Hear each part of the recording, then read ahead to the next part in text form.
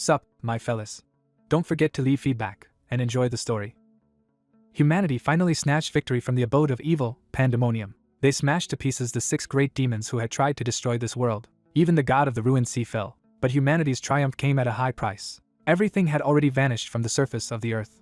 Lee Se-hun stood amid the ruins, but felt victory as defeat. The sea still raged, and the last blacksmith only laughed hysterically. His companions were furious at him for behaving so vilely, and pretending to be a hero. But MC reminded them that without his equipment, they would have died long ago.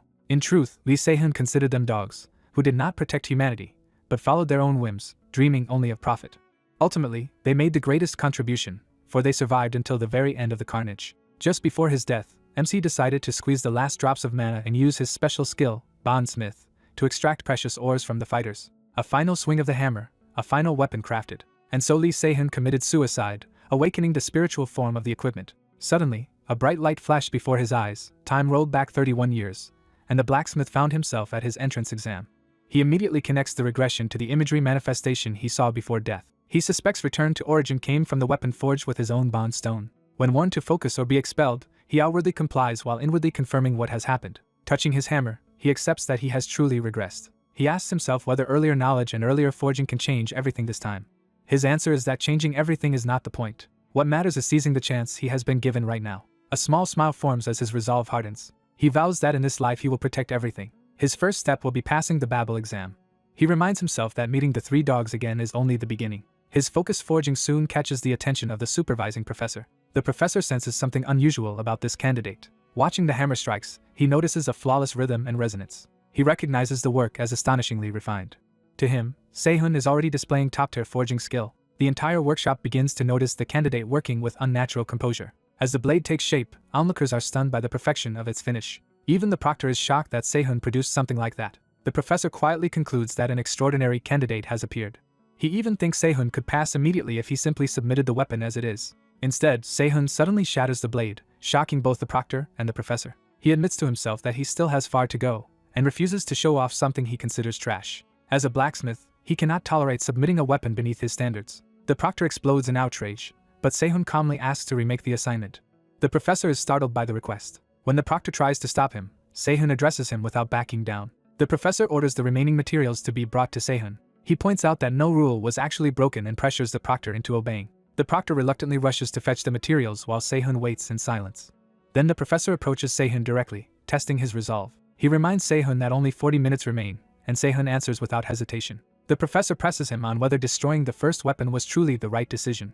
Se-hun pauses, remembering the future that taught him what a real weapon should be. He answers that he cannot submit something like that. After considering the conviction behind those words, the professor allows him to continue. Se-hun's eyes sharpen as he shifts from resolve to execution. He judges his younger body lacking for perfect forging, with mana, strength, and time all limited. So he searches for the best possible method under those constraints. A strange noise from the furnaces gives him the answer. He realizes he can infuse mana into the ignition stones, though others panic because doing so should make them explode. Ignoring the warnings, he orders everyone to hurry and stay back. The other candidates can only stare, as he does something they consider insane. Instead of exploding, the furnace erupts into a controlled storm of 5-colored flames around him. The workshop breaks into chaos, convinced a fire disaster has begun. But the professor stops them from interfering and insists they simply watch. He tells the proctor to observe the flow of the flames carefully. Se-hun stands before the furnace as if commanding the fire itself. He has created the 5-color fire demon, a high-temperature flame amplified by the resonance of 5 ignition stones. By controlling mana with precision, he turns minimal power into an exceptional forging technique.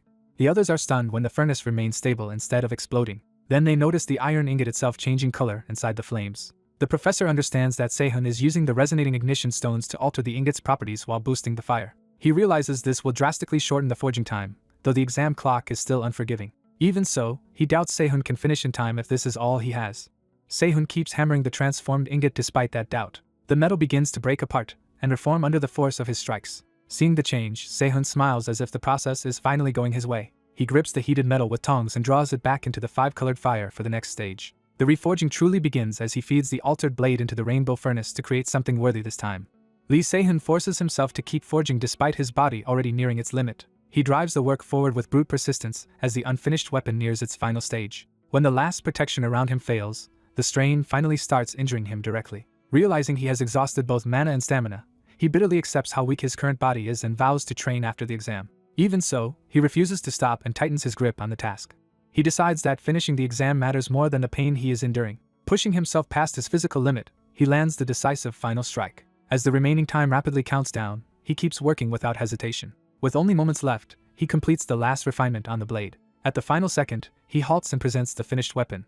Only after stopping does he let himself breathe. His battered hand trembles from the effort he just forced through. The system confirms that he has completed the Armament 5-color fire blade and gained the skill Artisan of Flame. The weapon is judged high rank, and its description reveals a mana-reactive blade whose flames change color and properties with the user's mana. The result shocks the other examinees, who had expected nothing more than a simple pass.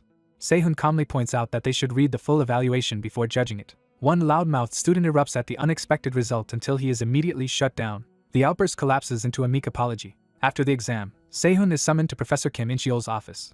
Kim studies him in silence, weighing the meaning of what Sehun has produced.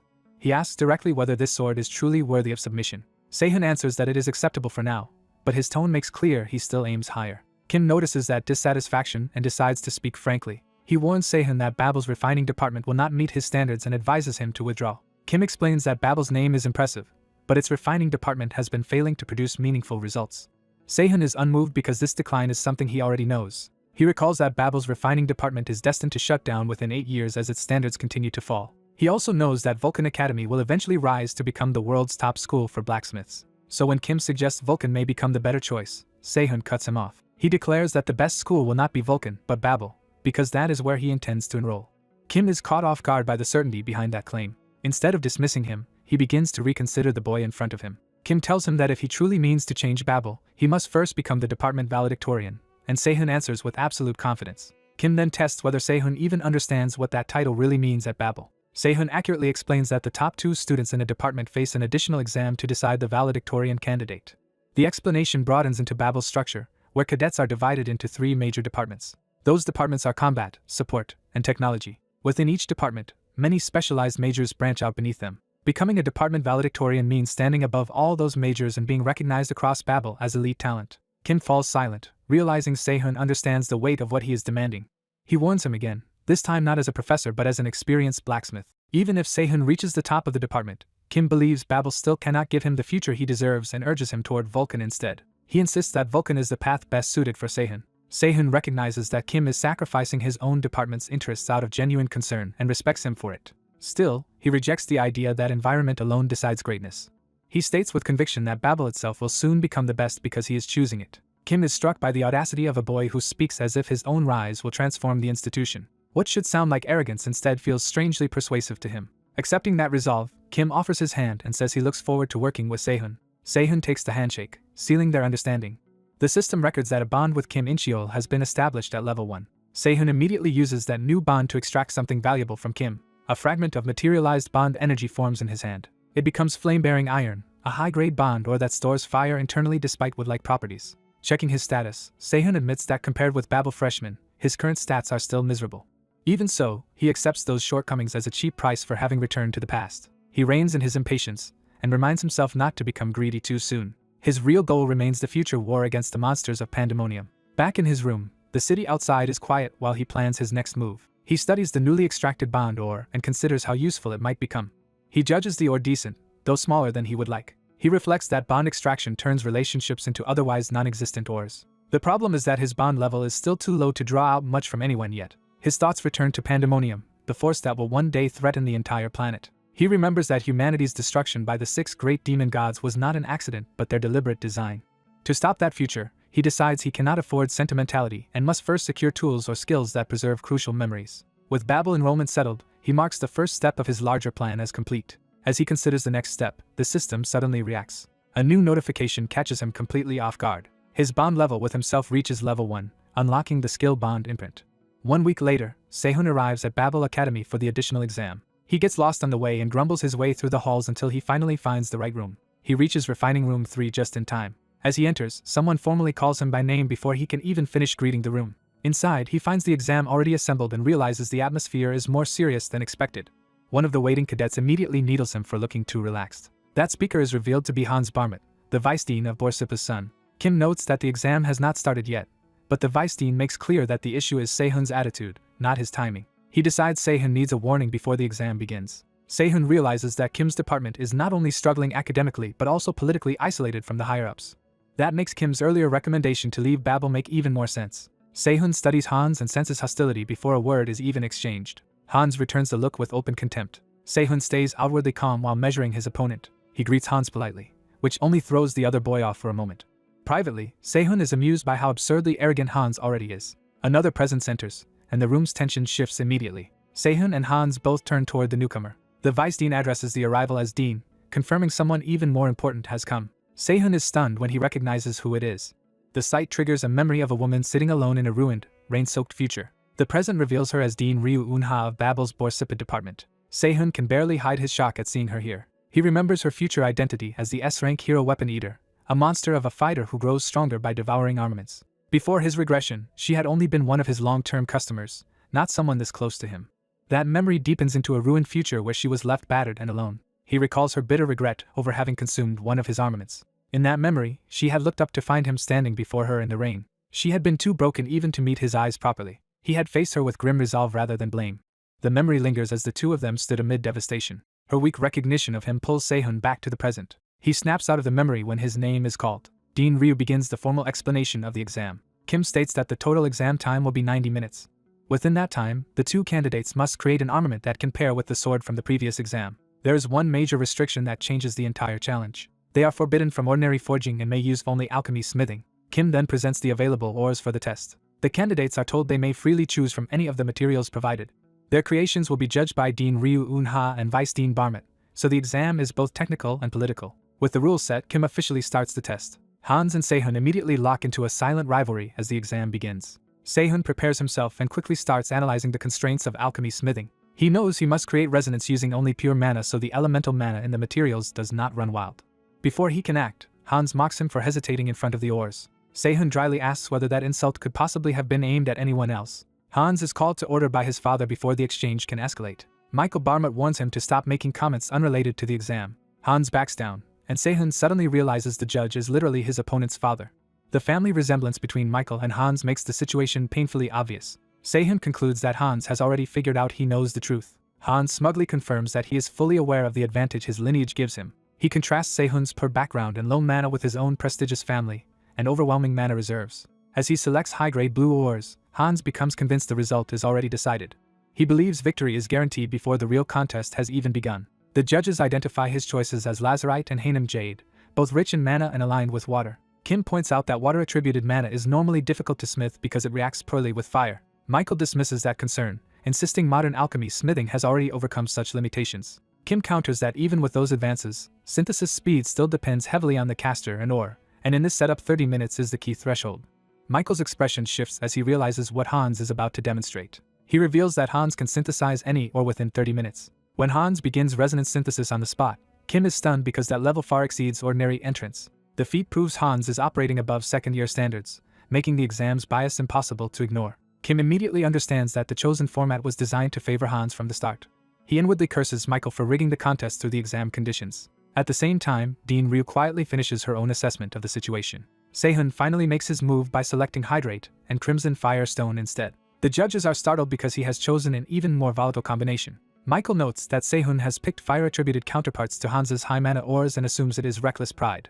Hans watches in silence, trying to understand Sehun's intent. He realizes Sehun deliberately chose materials that directly oppose his own. Confident Sehun lacks the mana to control Crimson Firestone, Hans dismisses him as a fool. He starts to relax, thinking the match will be easier than expected. That confidence shatters the moment something unexpected ignites around Sehun. Sehun activates the newly unlocked skill Bond Imprint. The skill lets him wear bond stones, and he immediately triggers the imprint called Harmony. He equips flame-bearing iron to his right arm, turning the bond ore into usable power. A concentrated flame manifests in his grasp. As fire coils around his arm, Sehun smiles, ready to overturn the exam that was meant to crush him.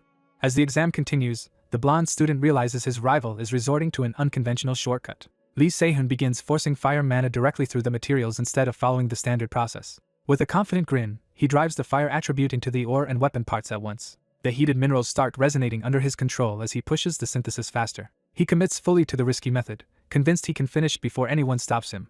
From the judge's side, both examinees are seen working at the same time, one with fire and one with lightning. The blonde student dismisses Sehun's approach as foolish because elemental minerals should normally be resonated with pure mana first. He expects that forcing elemental mana into them will eventually make the energy run wild. Certain that Sehun is about to cause an accident, he looks on with contempt. The fire mana suddenly surges out of control and scorches Sehun's arm. Even while injured, Sehun keeps the process going instead of abandoning the attempt. The judges are stunned by how much raw firepower he is producing despite the backlash. The materials finally converge around the sword's sheath as the synthesis reaches completion. Sehun lets out a small breath, knowing he has pulled it off. A system notice confirms that the original flame-bearing iron has been processed into a new armament called fire-accumulating sheath. The red-haired dean and the older professor are left speechless by the result. Even the blonde examinee can only stare, shaken by what he just witnessed. He can hardly believe Sehun actually succeeded with a method that should have failed. The crafted sheath is identified as a rare-grade scabbard that stores and amplifies fire mana and grants access to the skill Wildfire. The blonde student is further rattled by how quickly Sehun finished the synthesis. He insists to himself that this outcome should have been impossible because elemental mana normally goes berserk in such cases. Trying to reassure himself, he resumes his own lightning work and wonders if he misunderstood the theory. Then he notices too late that his own process is heading toward disaster. He shouts for the procedure to stop, realizing elemental mana stones are being infused the wrong way. Before he can recover, a sphere of unstable lightning forms in front of him. The danger becomes immediate as the energy swells past control. The chamber ruptures under the strain. A violent explosion tears through the exam hall. Later that afternoon, the aftermath of the refining department exam becomes the subject of official review. The floor is left scattered with shattered blue crystals and burn marks from the blast. The blonde student, Hans, stands injured and shaken among the debris. Sehun reflects that under normal circumstances one of the two finalists would have been recommended as department valedictorian. The older professor laments that the exam should have produced a clear top candidate. But he immediately adds that the situation has become complicated. Hans clutches his damaged arm, already sensing the results slipping away.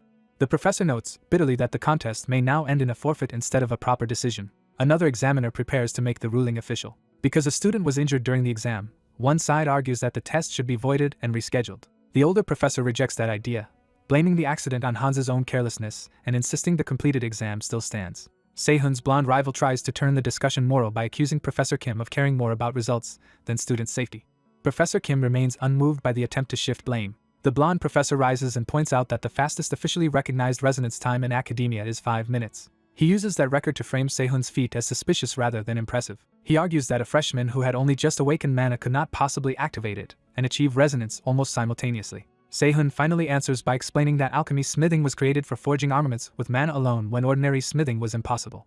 He says the true goal of alchemy smithing is not to kill the ore and replace it with the smith's life, as in traditional methods. Its essence is to find the root of the mineral core and unfold the life already sleeping inside the ore. Sehun states that this is exactly what he accomplished, and that the academy itself will eventually discover the same answer through trial and error. He sees no reason to explain that future standard to an arrogant old man who refuses to listen, though the professor pretends not to understand him. Unable to refute the explanation, the blonde professor falls back on accusing Sehun of fraud. He argues that a poor freshman producing a rare-grade armament is so implausible that it must be cheating. Sehun is baffled by how shamelessly the accusation is being made. The professor openly admits the result makes no sense to him and treats that ignorance as proof of wrongdoing. He presses the dean to disqualify Lee Sehun for fraud and hold a re-examination instead. The dean watches in silence, weighing the room before responding. When she rises, the others realize her decision is about to settle the matter. She personally inspects the fire-accumulating sheath instead of relying on the accusations. Holding the finished armament, she quietly repeats that it makes no sense. Yet her tone suggests not dismissal, but recognition of something extraordinary. She calls Sehun forward to hear her judgment directly. Then, in a sudden comic break, she demands the right to lick the armament once before anyone else touches it. The blonde professor is left utterly confused by the bizarre request. The older professor can only repeat the absurdity back in disbelief. The room collectively freezes at the dean's shameless enthusiasm. Everyone is too stunned to react while she guards the armament like treasure. Later that afternoon in the city, Sehun leaves the academy still thinking about the exam. He walks through downtown carrying his jacket and replaying the confrontation in his head. He judges that the sheath still lacks proper fine-tuning and is far from the complete form he intended. Even so, one part of the day still amuses him. He privately laughs at how furious Vice Dean Barmett became when his authority was challenged, drawing wary looks from passers-by. Then the name Barmett suddenly catches in his memory. As he repeats it to himself, he finally connects the Vice Dean to a much darker past. He remembers a victim from Babel who said the cheap armaments Barmett forced people to buy had exploded without warning. Those defective goods had left Lee's Valant permanently scarred with mana burns, and Barmett had been responsible. Sehun's expression hardens as the memory settles into certainty. He stops walking, no longer treating the Vice Dean as a mere nuisance. He realizes Hans Barmett is the very blacksmith whose greed ruined one of the people he once meant to save. Sehun had planned to quickly find and rehabilitate the 3 dogs from his past life, but now he sees one of them may not need saving at all. A cold smile spreads across his face as his priorities shift. If he crushes Hans Barmett before he can go astray, then one future tragedy can be erased at its source. Elsewhere, in the Borsippa department conference room, The dean's next move shocks the faculty. Professors from other departments are stunned when she proposes making Lee Se-hun the department valedictorian. The dean asks plainly whether anyone dares object. One professor cautiously says his concern is less an objection than advice. The blonde professor seizes the opening and reminds the dean that she has not held office long. She answers only with a cold stare, refusing to be intimidated. The room murmurs that Se-hun's armament was impressive, but some still want closer review before granting him the title. Professor Kim counters that anyone who saw the fire-accumulating sheath properly would understand its value, especially in how it channels mana and complements the 5-color fire blade. Another professor remains uncertain and questions how complete the armament truly is. The dean answers that the sheath is probably under 60% of Se-hun's intended design, and that this very incompleteness proves how much potential it has. She makes clear that her judgment is based on insight, not impulse. Then she declares that if the faculty still cannot accept Se-hun's valedictorian demonstration after seeing this much, they are free to reject her decision. She raises the stakes by vowing to resign as dean if her judgment is wrong. The story then shifts to a broader history, beginning with the Tower of Heroes descending from the heavens 54 years earlier to accelerate humanity's evolution. In response, the underground released the Swamp of Pandemonium, a corrupting force that birthed a catastrophe alongside humanity's new opportunities. Babel Academy arose within that era as the greatest school in history, built in the middle of the Pacific and devoted to producing heroes. At Babel, the Ascension Emperor Ludwig Schubert personally welcomed the new generation and promised they too could become heroes. He urged the students to move forward and accept the burden placed on those who reached Babel. He defined their duty plainly as the duty of heroes. The legendary figure is identified as Ludwig Schubert, the Ascension Emperor.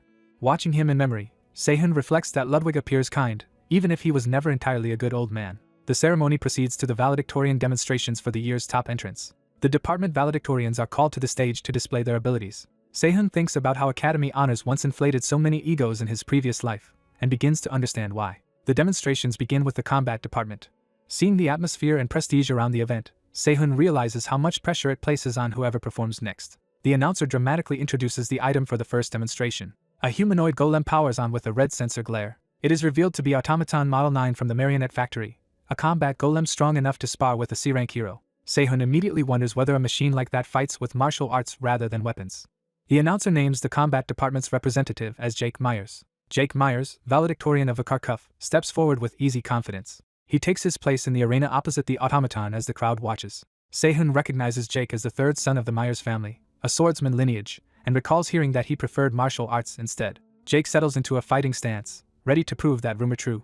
The automaton locks onto him and prepares to attack. At the signal, the match begins immediately. The machine launches first with explosive speed. It dives at Jake with a lethal beam-like strike aimed straight through him. Jake slips past the first attack by a hair, forcing the automaton to overshoot. More slashing charges follow in rapid succession, but he threads through them all without losing balance. He skids low across the floor, using the machine's momentum against it. A grin spreads across his face as he sees the opening and takes the initiative. Jake closes the distance in a single burst and drives in with a bare-handed strike. He commits fully, putting all his force into one decisive blow. His punch lands squarely and launches the automaton backward. The spectators jolt upright at the sheer impact. Jake follows with another crushing hit before the machine can recover. Se-hun is startled, because in his previous life Jake was supposed to have died young as only an A-rank hero. Watching Jake's overwhelming talent, Se-hun realizes he is seeing a once-in-a-decade prodigy who should have gone much farther. That contradiction leaves Se-hun wondering what derailed Jake's future in the timeline he remembers. Jake gathers himself for the finishing move. He smashes through the automaton's defense and tears it apart with one final explosive strike. The shattered head and core spin away across the arena. The ruined remains crash to the ground, ending the fight outright. Jake casually wipes his brow and jokes that it has been a while since he had to loosen up that much. The announcer scrambles to recover from the shock of how quickly it ended. He praises Jake for subduing a C-rank level automaton in a single breath, and the crowd is left stunned. Jake basks in the acclaim as the combat department's reputation is reaffirmed. Se-hun admits the opening act has raised the bar and piled pressure onto whoever follows. The announcer moves on to the support department and calls up its valedictorian, Inoue Erika. Se-hun recognizes the name at once and realizes she is the support department's top student, so pressure will not faze her. He remembers Erika Inoue as the eldest daughter of one of Japan's 3 great families, a future S-rank hero who wielded a myth-grade armament. But he also remembers that she was eventually corrupted into a magen and subdued by her own family. Because of that doomed future, Se-hun had never planned to get close to her. Then Erika unexpectedly glances in his direction. Se-hun is caught off guard and wonders whether she just looks straight at him. Her demonstration begins against a more heavily armored Model 9 with roughly 1.5 times the previous defense. The announcer hypes the challenge and asks what kind of performance Erika will show against it. Erika answers by calmly lifting a birdcage that contains a black crow with a glowing blue eye, revealing that her demonstration will rely on something far stranger than brute force. A black-haired cadet calmly calls forth a crow-like familiar, revealing a power that feels far more dangerous than her quiet demeanor suggests. She steps into the arena with a birdcage in hand as her summoned crow launches toward the target. The enormous crow descends over the arena, dwarfing both the girl and the defensive automaton set up for the test. Lee Se-hun, watching from the stands, realizes her weapon is simply a crow. The automaton tracks the bird and braces for impact. It raises its shield and commits fully to defense. Se-hun judges that breaking through will be difficult, especially against a defense-specialized machine. The girl quietly gives her command. The crow folds into a sharper, faster form as it dives. Its body reveals itself as an armored weapon beast rather than an ordinary summon. Its eye flares with killing intent as the attack locks in. The transformed crow aligns itself like a spear and commits to a straight piercing strike. It accelerates in a single decisive plunge. The impact tears straight through the automaton's defense and detonates through its body while the girl remains unmoved. Se-hun is caught off guard by how completely the supposedly safe target was overwhelmed. A hole opens through the automaton's chest as its systems begin to fail. The machine staggers upright for a moment, already ruined from within. It collapses, ending the match almost instantly. The crow returns to perch on the girl's hand as if nothing extraordinary just happened. The crowd erupts, praising Erika for dropping a defense-enhanced C-rank level automaton with a single strike. Se-hun realizes that after displays like Erika's, a simple weapon reveal from him would look unimpressive. The announcer moves on to the technology department's valedictorian, Cadet Lee Se-hun. As the next demonstration begins, the supervising elder Ludwig Schubert watches in silence. Ludwig notes that this year's new valedictorians are unusually strong, while others worry that a rare refining department valedictorian may be under too much pressure. Dean Ryu Eun-ha dismisses the concern and shows confidence that Se-hun will be fine. The audience wonders whether Se-hun can possibly top the shocking performances that came before him. Instead of making a flashy entrance, Se-hun simply draws his sword. He stands in the arena with a plain-looking blade and sheath, offering little immediate spectacle. A display identifies his work as the 5-color fire blade and the fire-accumulating sheath, revealing that the sheath is rare grade despite coming from the refining department. The spectators are impressed by the rarity, but quickly judge the set as lacking impact compared with the earlier demonstrations. Some dismiss his chances, while one ambitious observer privately celebrates what he thinks will be Se-hun's failure. That man convinces himself Se-hun's weak showing will help him seize greater power within Borsippa. Ryu Eun-ha watches closely, saying nothing. When the announcer introduces a D-rank level target, Se-hun interrupts and asks for something stronger instead. He specifically requests model number 8 and asks that it be equipped with armor. The announcer is left baffled by the demand. He explains that Model 8 can already endure attacks from B-rank heroes in some cases, making Se-hun's request sound absurd. The announcer protests that such a setup cannot be prepared on short notice and accuses Se-hun of derailing the demonstration. A calm voice cuts in and reveals that the requested setup had already been prepared. The armored automaton is brought out immediately. Its arrival confirms that Se-hun's impossible request was anticipated in advance. Even the announcer is shaken as the fully armored Model 8 is positioned against Se-hun. The supervising artisan studies Se-hun in silence, measuring him. Then he decides to allow the boy complete freedom. With that approval, Se-hun is told to go all out. The announcer gives up trying to make sense of the situation and starts the match anyway. The battle officially begins. The supervising artisan watches with folded arms, expecting something worth seeing. Ryu Eun-ha also fixes her attention on Se-hun. Se-hun accepts the challenge and prepares to answer the expectation placed on him. He decides to prove himself properly rather than hold back. He activates the sword and sheath together, drawing out violently clashing multicolored flames. The unstable fire coils around him as he advances toward the armored automaton. The spectacle finally wins over the crowd, who begin to realize this demonstration may be far more dangerous than expected. Not everyone is convinced, and some still dismiss it as empty showmanship. Se-hun knows the real problem is not appearance but the fact that he lacks the mana needed to control such a weapon safely. He recalls that the 5-color fire blade's flames naturally clash and can injure the user unless controlled with great mana. To overcome that flaw, he uses Artisan of Flame to inject crimson fire into the fire-accumulating sheath and store the unstable flames inside it. Once the storage process is complete, he steadies himself for the real attack. The automaton raises a hexagonal barrier and braces for the incoming strike. Se-hun triggers Wildfire, the sheath's armament skill. He swings with everything committed to a single release. Wildfire detonates, all the mana compressed inside the sheath at once. Se-hun understands that if he unleashes the forcibly compressed 5-colored flames in this state, they will erupt together. He deliberately forces that total explosion into the target.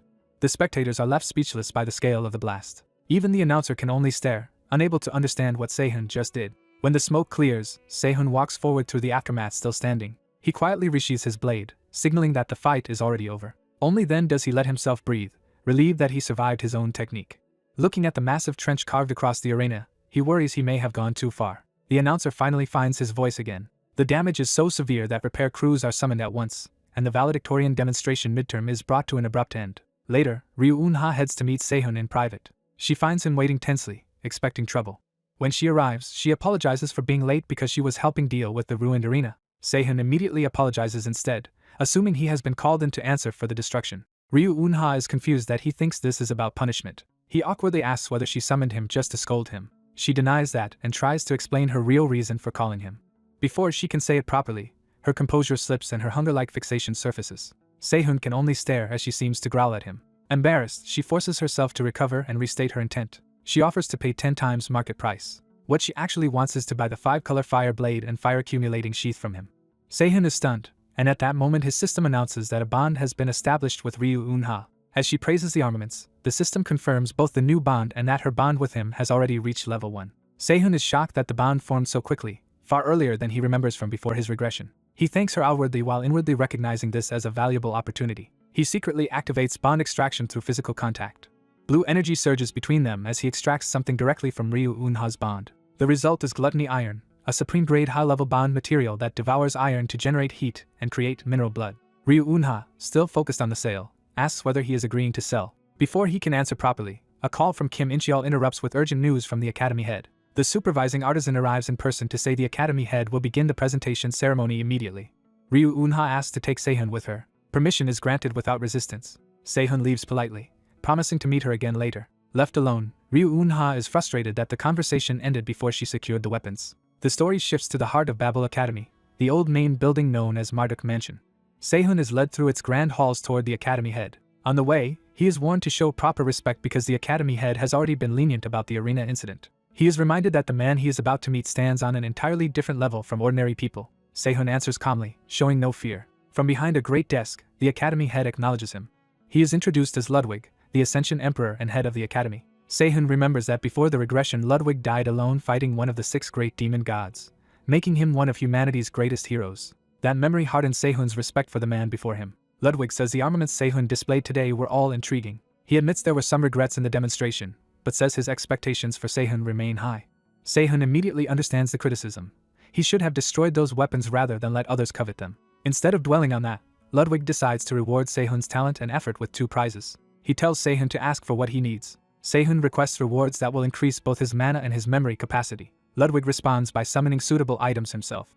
A radiant golden relic appears first. Then 2 rare materials are presented: heavy ink rock, which absorbs mana and swallows all but darkness, and dream ivory, which can touch the boundary between dreams and reality. Sehun is astonished because both materials are extremely hard to obtain, especially dream ivory. He quickly regains his composure and realizes he already knows how to make use of them. Ludwig asks whether the rewards satisfy him. Sehun answers honestly that they are exactly what he needed. As Sehun leaves, another observer questions Ludwig's decision to grant him 2 rewards. The floating golden relic reacts as if echoing that doubt. Ludwig dismisses the concern, saying he gave those rewards simply because the boy has the capacity to handle them. When someone remarks that Sehun felt strangely deep for his age, Ludwig says that only proves how much depth the boy truly has.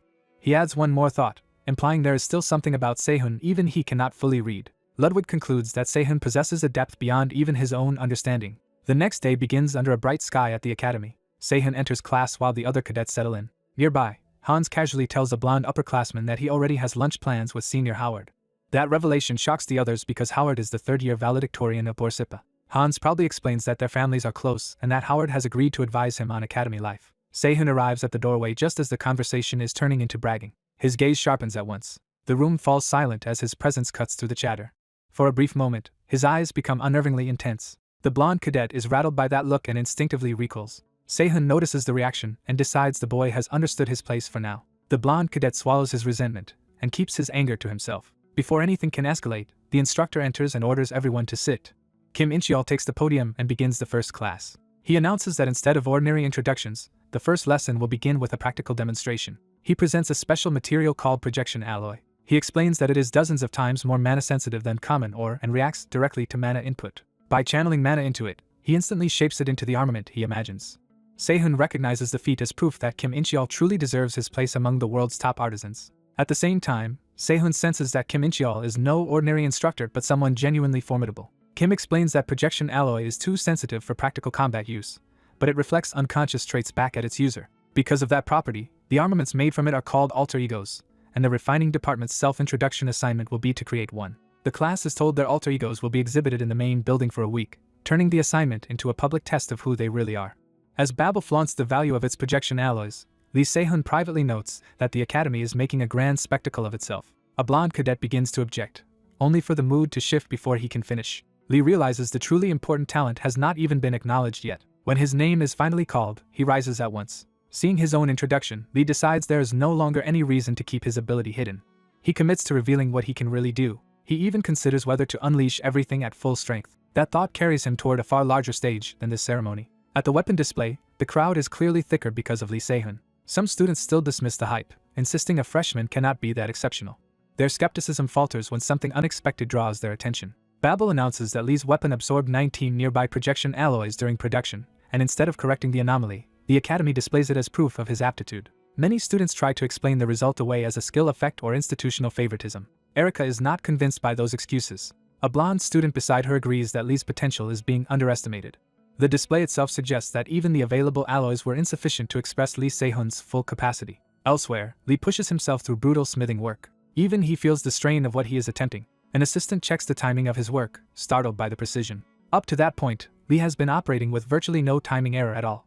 The instructors are left wondering what they can possibly teach someone already this exact. One of them half-jokes that it may be easier to skip demonstrating for Lee entirely. Class is dismissed, but Lee remains behind at the forge instead of leaving with everyone else. Exhausted and drenched in sweat, he still reaches for the hammer again. He studies the practice materials and weighs his next move. When an assistant warns him not to break the equipment, Lee realizes these pieces are meant for something beyond class practice. He recognizes the speaker as the assistant and lowers his guard. The assistant explains that the weapons must be delivered after the week's smithing class, so Lee cannot damage them. He further reveals that cadet departments are funded according to how many weapons they sell outside the academy. Then he asks Lee what is actually holding him back right now, his body or his mana. Lee answers honestly that his immediate limitation is his body. He explains that to make the training tools he needs, he must smith heavy ink rock, but he lacks the stamina to even attempt it. The assistant starts thinking through that problem from a smithing perspective. Lee suddenly realizes that enhancement magic might solve his physical weakness faster than training alone. He remembers he had ignored that route before his regression, and now sees its value.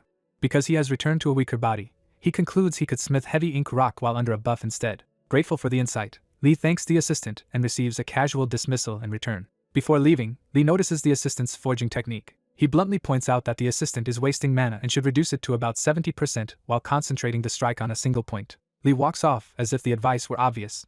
The assistant is left stunned that a freshman just corrected him. He can only stand there in silence, trying to process what happened. Meanwhile, Babel's system reminds cadets that they are free to learn autonomously across departments. That freedom comes with strict responsibility, since major courses are mandatory and repeated failure means expulsion. As the train heads toward the Department of Sorcery, the Academy frames this freedom as a test of each cadet's choices. Lee arrives calm and focused. At the station, he unexpectedly runs into Erica and the students accompanying her. One of the boys immediately tries to order Lee out of their way. Lee, unimpressed by the sudden hostility, tells them they should be the ones to move. His refusal catches them off guard and halts their momentum. Erica steps in and asks where he is going. Lee says he is heading to the Department of Sorcery to look for a suitable minor. Erica immediately offers to guide him herself, shocking the boys around her. When they remind her that a gathering awaits, she tells them to go on without her. They protest that the seniors specifically wanted her there. Erica dismisses the invitation outright, making clear she has no interest in it. Lee notices the force of her decision. She falls into step behind him, leaving her companions flustered. As they walk, Erica asks what kind of minor he wants. Lee says he wants to study buffs. More specifically, he needs something that enhances physical ability without interfering with smithing. Erica suggests barrier arts instead, which surprises him because he associates it with defense. She explains that barrier arts can do far more depending on how they are applied. To prove it, she activates a family barrier technique from a spellbook. She hands him the enchanted envelope and tells him to try tearing it. Lee first wonders whether she simply increased its durability, then realizes that is not what happened. The envelope keeps its normal nature but hardens only when strong force is applied to it. Erica explains that this kind of delicate control suits smithing well, though mastering such applications would likely require a professor's help. Recognizing the formula as familiar, she offers to personally introduce him to a barrier composition professor connected to her family. Lee abruptly recognizes the spell for what it is. He instantly identifies the mechanism behind the barrier. Erica is shaken that he understood her family's barrier art almost immediately, and even dismantled it. They arrive at the Department of Sorcery. Other students quickly notice Erica walking with Lee and begin whispering about them being together again. Lee dismisses the gossip as idle curiosity, and knows it cannot mean Erica has feelings for him, because no bond has formed between them. Ignoring the rumors, he asks whether the department really screens students before letting them into classes. Erica leads him to the forest used as the testing ground for barrier construction. There, other applicants are already wandering around in frustration, unable to find what they are supposed to locate. Lee dryly compares the test to a treasure hunt. He finds the whole setup irritating. Then he decides the hidden target is probably concealed by a barrier and strikes at the space in front of him. His blow shatters the illusion, revealing the examiners and the true test area. The assistant examiner immediately declares that Lee has passed the first test. The professor can only ask how Lee managed that so casually. Professor Robert Perry of Barrier Construction is informed that Erica has taken an interest in the top student from the Borsippa faculty. He asks to see the evidence for himself. After seeing the photo of Erica guiding Lee, he understands why she suddenly enrolled in a beginner course. He notes that her involvement tripled the number of applicants, though he is far from pleased by the extra trouble. Elsewhere, a red-eyed subordinate reports another request from young Master Inoue. That request is to add a new test built around the labyrinth of illusory souls, a barrier that twists perception and causes people to wander. The professor explains that it is a basic barrier, but anyone ignorant of sorcery would never even notice it existed. He emphasizes that Erica did not help Lee through it. What unsettles him is that Lee broke through the labyrinth purely by instinct. With the first test complete, all applicants are told they have passed that stage. The professor announces a second test that will determine class placement. One eager applicant volunteers first, hoping to impress Erica. The second test requires each cadet to dismantle the barrier before them using only mana while keeping the barrier itself intact. They are warned that speed and accuracy will both matter, and the test begins with a spiderweb barrier whose core is a spider. The professor explains that the spider senses mana through the web and keeps fleeing, while the web endlessly regenerates as long as the spider remains. The first applicant quickly realizes that trying to envelop the entire formula at once exceeds his mana. He changes tactics and decides to overwhelm the core with speed instead. That brute force approach works, but it takes him over 2 minutes and leaves him regretting that he failed to understand the structure first. He receives only a lukewarm evaluation and awkward thanks it as if it were praise. The remaining applicants are called one after another. After several attempts, the professor places them all in the beginner class. Then Erica Inoue is called forward. She accepts the test without hesitation. Instead of chasing the core, Erica steps directly into the formula and begins dismantling it from within. Her mana cuts through the structure in flashes of light. The watching students are stunned by how fast she is and realize she is collapsing the entire sorcery formula at once. The spider core is destroyed almost instantly. Lee recognizes that this is what the top student of the faculty looks like. The professor records a time of 22 seconds and notes that while her result is excellent, the standard method would have been slightly faster. At last, Lee Se-hun is called. At first glance, the barrier seems ordinary to him, so he decides to investigate it directly. Instead of starting immediately, he crouches over the web and studies it while everyone else wonders if he even noticed the test had begun. The spectators start questioning what he is doing. Lee realizes the barrier behaves much like heavyweight or like that or it repairs itself and resets unless every stimulus reaches the required threshold and balance at the same time. The professor watches in confusion, unable to tell what Lee intends.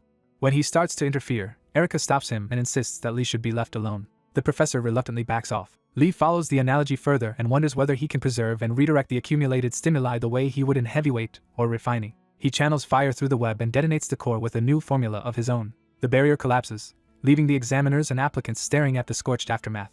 Lee confirms to himself that the method worked. More importantly, he realizes this principle means he can now refine heavyweight or. Satisfied, he simply stands up and walks away from the ruined test. His casual exit only deepens everyone's shock. The assistant finally checks the time and finds that Lee took 7 minutes and 45 seconds.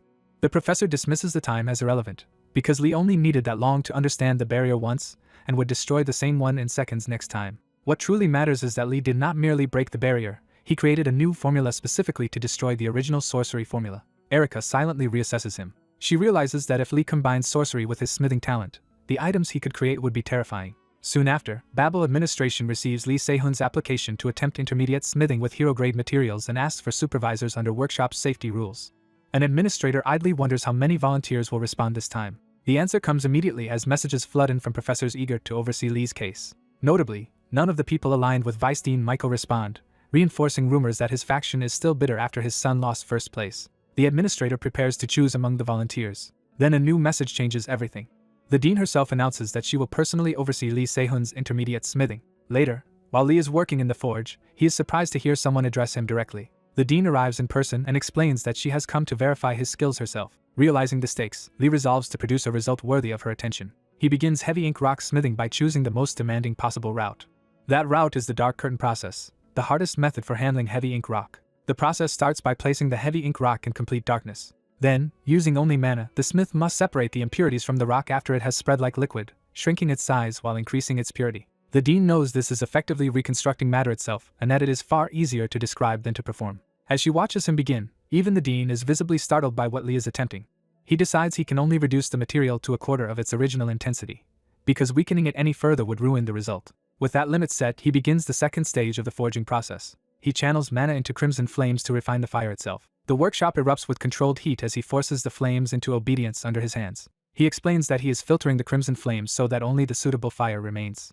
The stabilized flame becomes a special fire called flowing wildfire, which preserves the exact temperature it had at the moment of creation. In the third stage, he repeatedly strikes the heavy ink rock with a hammer wrapped in that wildfire, waiting for the distortion inside the material to gradually diminish. Watching him endure the process, the red-haired woman realizes that even with fire resistance, he must still be suffering through every blow. As the green distortion surges around him, she wonders how much of himself he has already worn away to keep going.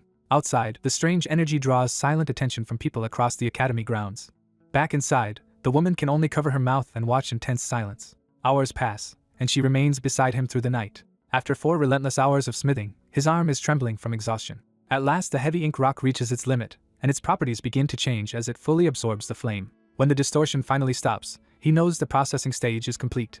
He immediately moves on to melting the processed rock. Instead of forging it further, he pours the molten material into a mold he prepared in advance, alarming the woman because darkness inside the mold should alter the material again. She cannot understand what he is trying to accomplish. He enters a 4th stage, using a barrier dismantling formula to slow the material's transformation just long enough to build a mana circuit into it. The circuit takes shape inside the unstable material in a narrow window of time. The item is completed as an ink spider bracelet, and the system praises his first-rate ability to force new possibilities out of a material even without drawing out its full potential. He also gains a new skill, Black Spirit Thread, and can only laugh weakly at the reward through his exhaustion. The finished bracelet is revealed to be a rare item that stores the wearer's mana, grows heavier with that stored power, and grants the skill Explosive Ring. Realizing the forging succeeded, he starts to celebrate. The woman finally breaks her stunned silence as she looks over the result beside him. An awkward pause follows, with her flustered and him unsure how to read her reaction. He exhales and tries to steady himself after the ordeal. She recognizes that the bracelets have triggered a resonance phenomenon, and is genuinely impressed by how much complexity he hid behind something that looked simple. He admits the resonance is still weak, but thinks a full set might eventually produce a set effect. Knowing he could not yet make her a proper armament despite the trouble she is facing because of him, he offers her the leftover mold material as a small consolation. Something about that answer makes him suddenly focus on her. She activates her unique skill, Soul Smelting Furnace, and consumes the mold material he gave her. When he asks if it was actually edible, she dryly tells him that it was, in a sense. She clarifies that it was only metaphorically edible, though it apparently tasted like fried crumbs. He realizes this odd gift may be a surprisingly effective way to improve his bond with Ryu Unha. Pleased that she liked it, he quietly thinks this could raise their bond level much faster. She admits she still regrets eating the mold scraps while the finished bracelets are sitting right in front of her. Changing the subject, she asks when he plans to deal with the 5-color fire blade and the fire accumulating sheath. He refuses to sell them for now, leaving her confused enough to wonder if her offer was too low. He explains that he is saving them for the upcoming subjugation class, and jokes that hunger makes the best seasoning. He promises that when he finally has equipment worthy of her, she will be the first to know, and she accepts that promise with clear anticipation. Once she confirms the smithing is finished, he says there is nothing more to do with the workshop. She suggests leaving the cleanup to the staff, and he is relieved because he is too drained to handle it himself. Only then does he realize just how badly his stamina has been mismanaged. His legs give out, and she rushes in to catch him before he collapses. Concerned, she asks if he is alright, and he brushes it off as a minor mistake in how he distributed his stamina. She decides to escort him back to his dorm, but first asks whether he is afraid of heights. He starts to deny it without understanding what she means. Before he can finish, she scoops him up and prepares to move. In the next instant, they launch out of the building. She carries him through the sky at tremendous speed, leaving the academy far below. As her power surges, she realizes the mold she ate has amplified her far more than expected. He answers her surprise by saying the effect makes sense in more ways than one. While they streak across the night sky, he reflects that the world has changed greatly from the one he knew before regressing. Elsewhere, a black-haired girl waits alone for Lee Se-hun, worried because she still needs to give him an invitation. Her long vigil becomes gossip on the academy board, where students note that the freshman valedictorian has been standing outside the refining department for hours. The rumors quickly connect her to the Borsippa department valedictorian and speculate that she is waiting for him again. As comments pile up demanding the post be removed for violating her privacy, she is left bewildered by the sudden attention. Meanwhile, Lee Se-hun ignores whatever messages are chasing him and decides that anything truly important will find him again. A classroom door opens, signaling the start of another part of his academy life. A new instructor introduces himself as Rikro smiles and announces that he will be teaching understanding tools. He immediately turns the supposed theory class into a physical trial by ordering everyone to the training center and threatening the last arrival with 20 laps. The students panic and bolt, stunned by the sudden change in tone. Lee Se-hun can only stare in disbelief that a theory class has become this. With no better answer, he joins the rush and tells himself to just run.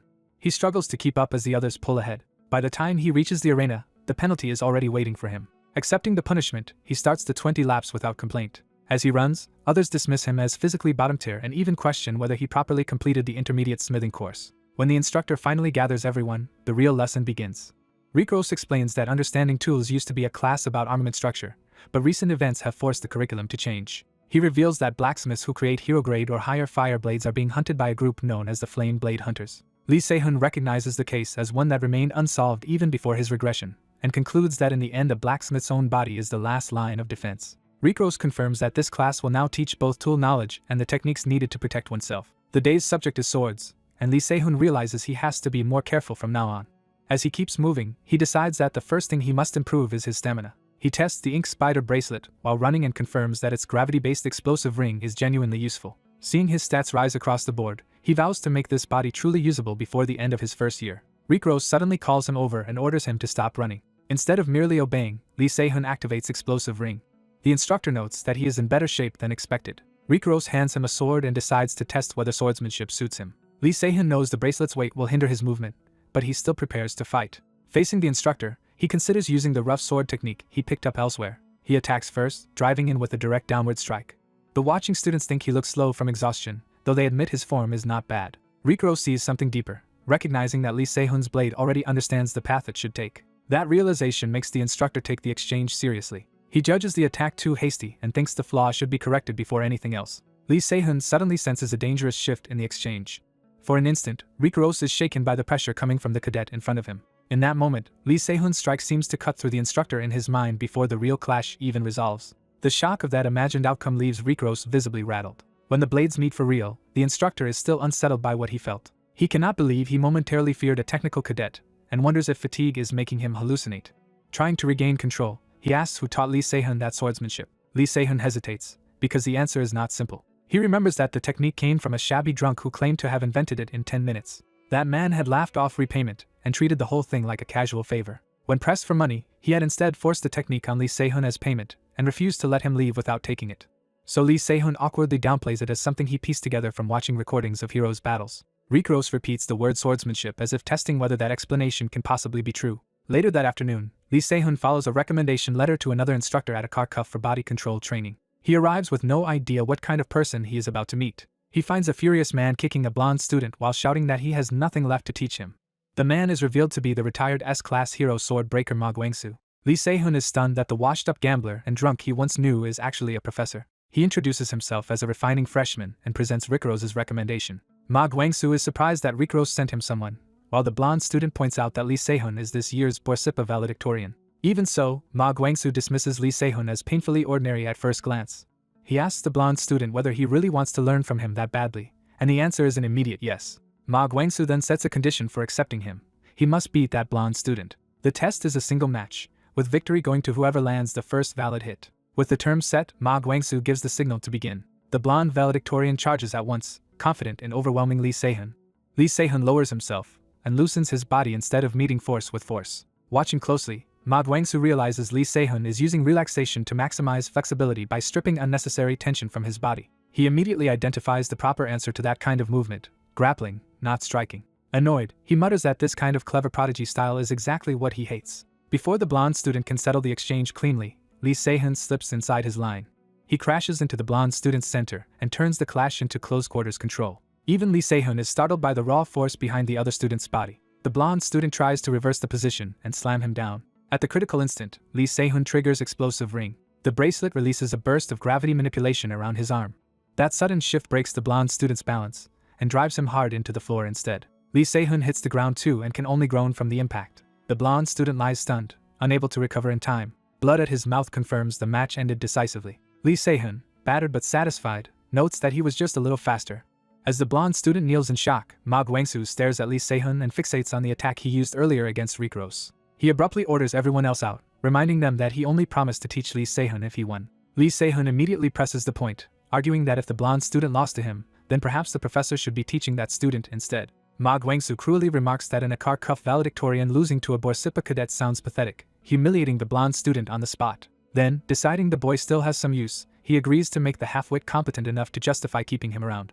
The blonde student lights up when Ma Guangsu promises to set a training time and send word. He blurts out his thanks, only to be dismissed and sent away at once. Once they are alone, Ma Guangsu tells Lee Se-hun he has something specific to discuss with him. He asks Lee Se-hun to show him the sword technique he used on Ricros. Lee Se-hun agrees and prepares himself seriously.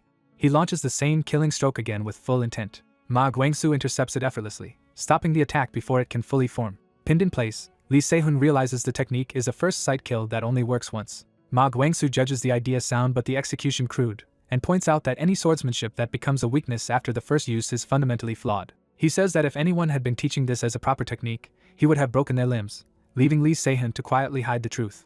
Rather than backing down, Lee Se-hun vows to build a real body worthy of that skeletal technique. He then confirms that this means he is officially accepted into the class, and Ma Guangsu reluctantly admits that he is. Satisfied, Lee Se-hun bows and says he will leave for the day. Watching him go, Ma Guangsu thinks the boy is absurdly stiff in manner. As Lee Se-hun walks away acting composed, the blonde student calls after him, while Ma Guangsu dismisses the whole performance as empty after-service swagger.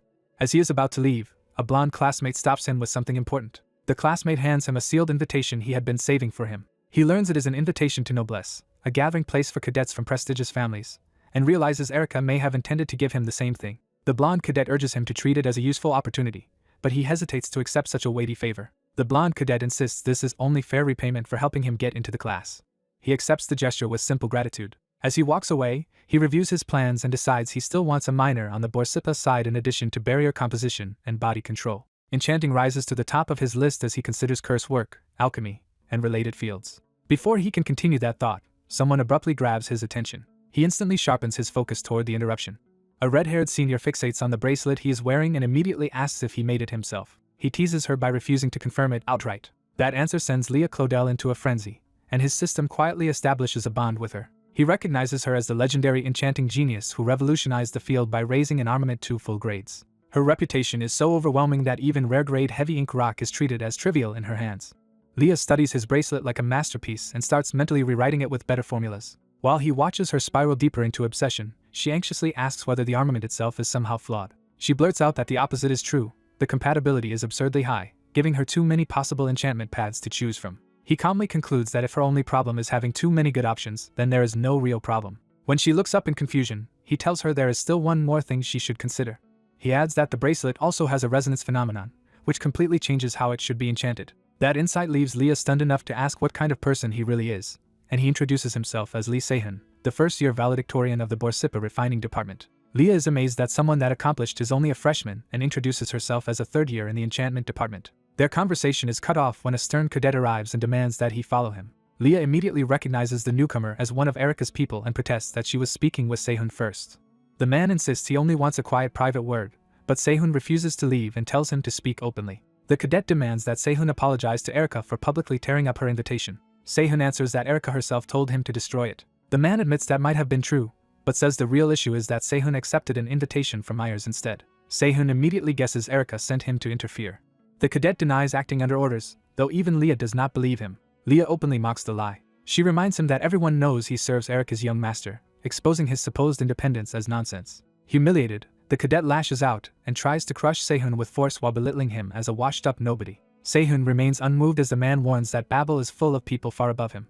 He lets the threat hang for a moment. Then he cuts back with a cold question about whether the man is really describing himself. The insult enrages the cadet enough to unleash a full attack. Se-hun reacts instantly and prepares a counter instead of retreating.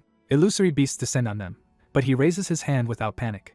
By reading the attack correctly, he realizes the illusion is being carried through real daggers used as mediums. The cadet is shaken that Se-hun saw through the trick so quickly. Se-hun catches one of the daggers and refuses to explain how he figured it out. Instead, he activates Gluttony Iron, joking that the weapon looked too tasty to ignore and that it will cover the $1,000,000 he lost. He identifies the bond's nature at once, a supreme iron that devours other iron, corrodes it, and turns it into mineral blood. Using that advantage, he launches an explosive ring straight at his attacker. The cadet tries to answer with brute force. The clash ends with the cadet dropped to his knees while Se-hun stands over him, having protected Leah as well. Leah, still rattled, suddenly remembers she is supposed to be the senior here. Se-hun ignores the awkwardness and asks her to recommend an enchantment department lecture. The question catches her completely off guard. She recommends ancient enchanting and cannot resist advertising herself as one of the department's best seniors. Elsewhere, the beaten cadet retreats in frustration, furious that a freshman outreacted him. Before he can dwell on it, a woman steps in and asks to inspect the dagger Se-hun used against him. He is shocked to discover the person questioning him is Erica herself. Under pressure, he hands over the dagger. Erica tells him not to report this incident to her brother because she will speak directly to the family head instead. He awkwardly agrees, and she notes that the dagger's anti-theft enchantment confirms it was meant to be used as a catalyst. As she studies it, Erica realizes Se-hun may have created a countermeasure specifically against the magic she and Professor Robert use. Back in class, Se-hun reflects that his aptitude for smithing may deserve a much higher evaluation than he was given. His system then establishes a new bond with Erica, making him suspect she witnessed the fight after all. He decides that if she saw enough to form a bond, then at least he was compensated for the trouble. He counts the captured daggers and decides they are crude but still useful material when combined with his black spirit thread. In a later lecture, he finds himself bored because the professor is covering theories he already knows. The professor moves from explanation to practical instruction. He explains that even the same metal can take completely different forms depending on how its mana arrangement is altered. He demonstrates that metal deformation is the foundation of a weapon's versatility. The lesson emphasizes that a blacksmith must fully understand the potential hidden inside the metal being handled. As the professor lays out iron ingots, Sehun quietly pays close attention. The class is told they will practice metal deformation using those ingots. The assignment is to carve a precise scratch at the center by manipulating mana, and the cadets are warned that the specially adjusted ingots react very sensitively. Sehun notes that the professor has not abandoned magical smithing after all, and the exercise begins under a 10-minute limit. Most of the class immediately fails, warping their ingots beyond recovery while the professor watches in grim silence. Only 2 cadets keep pace with the task from the start. Sehun and a blonde rival finish the first stage at nearly the same moment.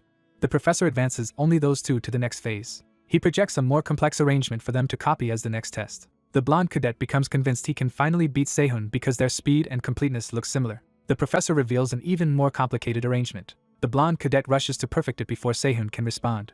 He imagines this will be the moment everyone recognizes him. Instead, the professor abruptly singles him out by name. He is ordered to restore the ingot to its original form, which immediately unsettles him. He realizes too late that the mana arrangement inside his ingot has been ruined beyond repair. The professor explains that the ingot did not fail because of the final deformation but because the processing method was wrong from the beginning. He reminds the cadet that understanding the metal's true potential matters more than blindly following instructions. The lesson becomes harsher. If a manipulated arrangement cannot be restored, the material has not been properly deformed but damaged. The blonde cadet accepts the criticism, while Sehun quietly notes that the professor may have noticed something unusual. He wonders whether the professor caught the same hidden detail he did. To test that suspicion, Sehun casually restores his own ingot while pretending it is nothing special. The restoration succeeds perfectly. The class is stunned because the professor had just implied that such a recovery should not be possible. Now openly interested, the professor asks Sehun to demonstrate the deformation again. Sehun quickly downplays the feat, claiming it only worked because the ingot was a cadet training piece rather than standard iron. The professor accepts the explanation on the surface, though it is clear he is still thinking about what he missed. Privately, he is shaken that even he failed to notice the trick at first. He recalls the legendary blacksmith Lee Kent's and the foundational formula that all blacksmiths still rely on. That formula, the truth of iron, has remained unquestioned for decades as the core of metal deformation. The professor starts to wonder whether Sehun may have found a path outside that accepted truth. Time passes, and the class reaches its end. After dismissal, the professor stops Sehun and asks for a private word. As thanks for helping him enter Babel, the professor presents him with a rare crimson fire jade. He explains that absorbing its essence can permanently strengthen Sehun's crimson flame, which he prepared because he heard Sehun can wield that attribute. Sehun sincerely accepts, recognizing how valuable the gift is. The professor then asks whether Sehun intends to take the minor course he teaches. Sehun realizes he means armament fundamental studies. He confirms that he knows the course and remembers it is one of Babel's best-funded classes. Thinking back to his previous life, he concludes that a professor he never even heard of back then likely met a bad end despite his current prominence. Even so, Sehun decides the course is worth taking and agrees. When the professor worries that Sehun has already overloaded himself with minors, Sehun jokes that this would only make it his fourth. The professor accepts that answer and seals their new working relationship with a handshake. The moment they shake hands, Sehun's system extracts a bond from Kim In-cheol and identifies it as flame-bearing iron, a metal that can store fire like what stores heat. Later, alone in his room, Sehun reflects that if metal can be extracted from a person, then a person's body can also be forged like material. He reviews the danger of mixing multiple mana attributes in one body, a conflict that normally ruins a blacksmith's precision and forces them to rely on only one. He decides that rule does not apply to him and begins using the Crimson Fire Jade to strengthen his own Crimson Flame. By draining his mana first, he lets his body naturally draw in the Jade's essence. His goal is not merely to absorb the flame but to build a dedicated internal mana circuit for it inside his body. The process pushes him to his limit, but he endures it. He visualizes his body as a forge and his mana as the machinery needed to shape it. Then he turns that forge inward and begins smithing himself. The result is immediate. His Crimson Flame attribute rises from F2+. He also gains the S-grade skill Spirit Body Smithing Magic, which boosts all his physical stats by forging his internal mana circuits. The new skill reminds him of Lee's harsh lesson that having the right materials means nothing if he gives up before learning how to use them. Remembering her challenge, he refuses to settle for limits others accept. He resolves to use every possible resource this time around. Whether someone becomes ally or enemy, he vows not to repeat the regrets of his previous life. On another day in the workshop, the cadets are told to finish and wrap up the items they have been making, because today's results will shape the rest of the semester. Their instructor warns that what they produce now will determine the pace of their entire first term, so they must give everything they have. The room answers with determined energy as everyone throws themselves into the work. Sehun judges his own progress harshly, seeing flaws everywhere because his body still cannot fully keep up with his technique. He decides this is no time for restraint and pushes harder. Balancing fire, hammering, and cooling in rapid succession, he forces the blade into shape. When he checks the result, he decides it is acceptable for now. He knows he lacks time to perfect everything and that a merely decent overall performance would earn him more budget. Even so, he chooses to make at least one weapon properly rather than spread himself thin. He commits to the final refinement of a single blade. A brief pause lets him listen for the right moment. He hears the sound that once accompanied the end of the world. For him, that terrible sound has become the sign that a truly good item is about to be born. Using only basic materials, he engraves a permanent edge into the blade itself and completes the White Light longsword. The finished weapon earns him the skill White Light style and is recognized as a high-quality rare armament whose cutting power rises when mana is infused.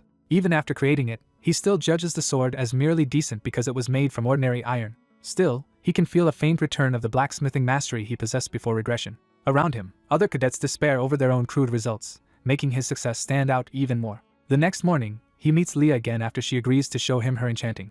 She is amused by his interests, while he admits he was curious about her fundamentals as well, and she leads him somewhere more private. The walk takes them far from the crowded campus, and she makes clear that her enchanting is not something she reveals casually. She finally brings him to a secluded hardware store called the Car Cuff. The moment they step inside, Leah excitedly calls out for her grandmother. A voice answers from within, confirming that the person Leah wanted him to meet is here. The white-haired shop owner snaps that she heard them perfectly well and refuses to be talked around. When the newcomers tease her about the man beside them, she immediately rejects the idea and sizes them up instead. The black-haired freshman is identified as Lee Sehun, a top entrant from Borsippa, though others dismiss him as too gentle-looking for babble. The red-haired student introduces herself as Helena, and Sehun formally states that he is a first year in the refining department. Helena's grandmother cuts off the chatter and orders them to stop fooling around because the freshmen have left too much work unfinished. She directs them into the workshop and puts them to work without ceremony. As Sehun looks around, he revises his first impression and realizes the old woman is far more capable than she seemed. Even while helping, he wonders why someone with her skill is running a humble hardware shop, while Helena complains about how much work has piled up. The old woman begins explaining her craft, introducing the enchant palette and the powdered magic stones used in it. Sehun quickly grasps that she restores damaged enchantment formulas with these materials and notices Helena handles far more than the standard range of colors. Helena proudly confirms that his guess is correct. She explains that this work lets her earn money while practicing enchantment freely without worrying about material costs. Helena throws herself into the process, drawing power into her brush as she works. Her enchantment takes shape on a pan, proving that even ordinary-looking tools can become vessels for magic in her hands. Watching her, Sehun admits he came because he thought she was in a slump. That thought is tied to the humiliation she suffered after losing her valedictorian standing and being mocked as a fallen talent. But after seeing her work firsthand, he concludes he already understands both the cause of her slump and how to fix it. Before leaving, he tells Helena that her ability to lose herself completely in her craft is itself a rare gift. His attention shifts to the workshop bench as a new idea forms. Studying the materials there, he realizes one of them resonates with mana in a way that could produce a special effect. Since he has been itching to try engraving white light again, he asks to test it on something. The old woman challenges him to prove himself by taking any discarded item from the pile if he thinks he can manage it. Sehun accepts at once, eager to test a whetstone of such quality. He focuses, already seeing a method the others have missed. From the junk pile, he picks up a worn kitchen knife. The old woman is openly doubtful that he intends to work with something so ordinary. Sehun explains that the knife's even wear and straight axes show it belonged to someone trained in weapon handling, not just cooking. He also identifies the best whetstone by sensing that its mana particles are compressed more evenly than the others, making it suitable for sharpening to the limit. He begins sharpening with calm confidence. Watching him, the old woman is startled that a first-year freshman can judge tools and materials so precisely. Helena suddenly announces that she has finished her own task. Only then does she notice her grandmother has been standing nearby the whole time and gets caught acting too casually. She gleefully points out that her grandmother tried to find fault with her junior and ended up being the one corrected. Her grandmother shuts her up with a painful flick before the teasing can continue. The old woman turns back to Sehun and asks whether he is done. He modestly says this is only the best he can do for now and promises he will do better next time. The old woman ends the exchange and sends both students back to their own business. Helena drags Sehun out, laughing that her grandmother is just being cranky again. Left alone, the old woman stares at the sharpened knife in silence. Her brother bursts in from the restaurant next door, asking whether she has finished the kitchen knife because orders are backing up.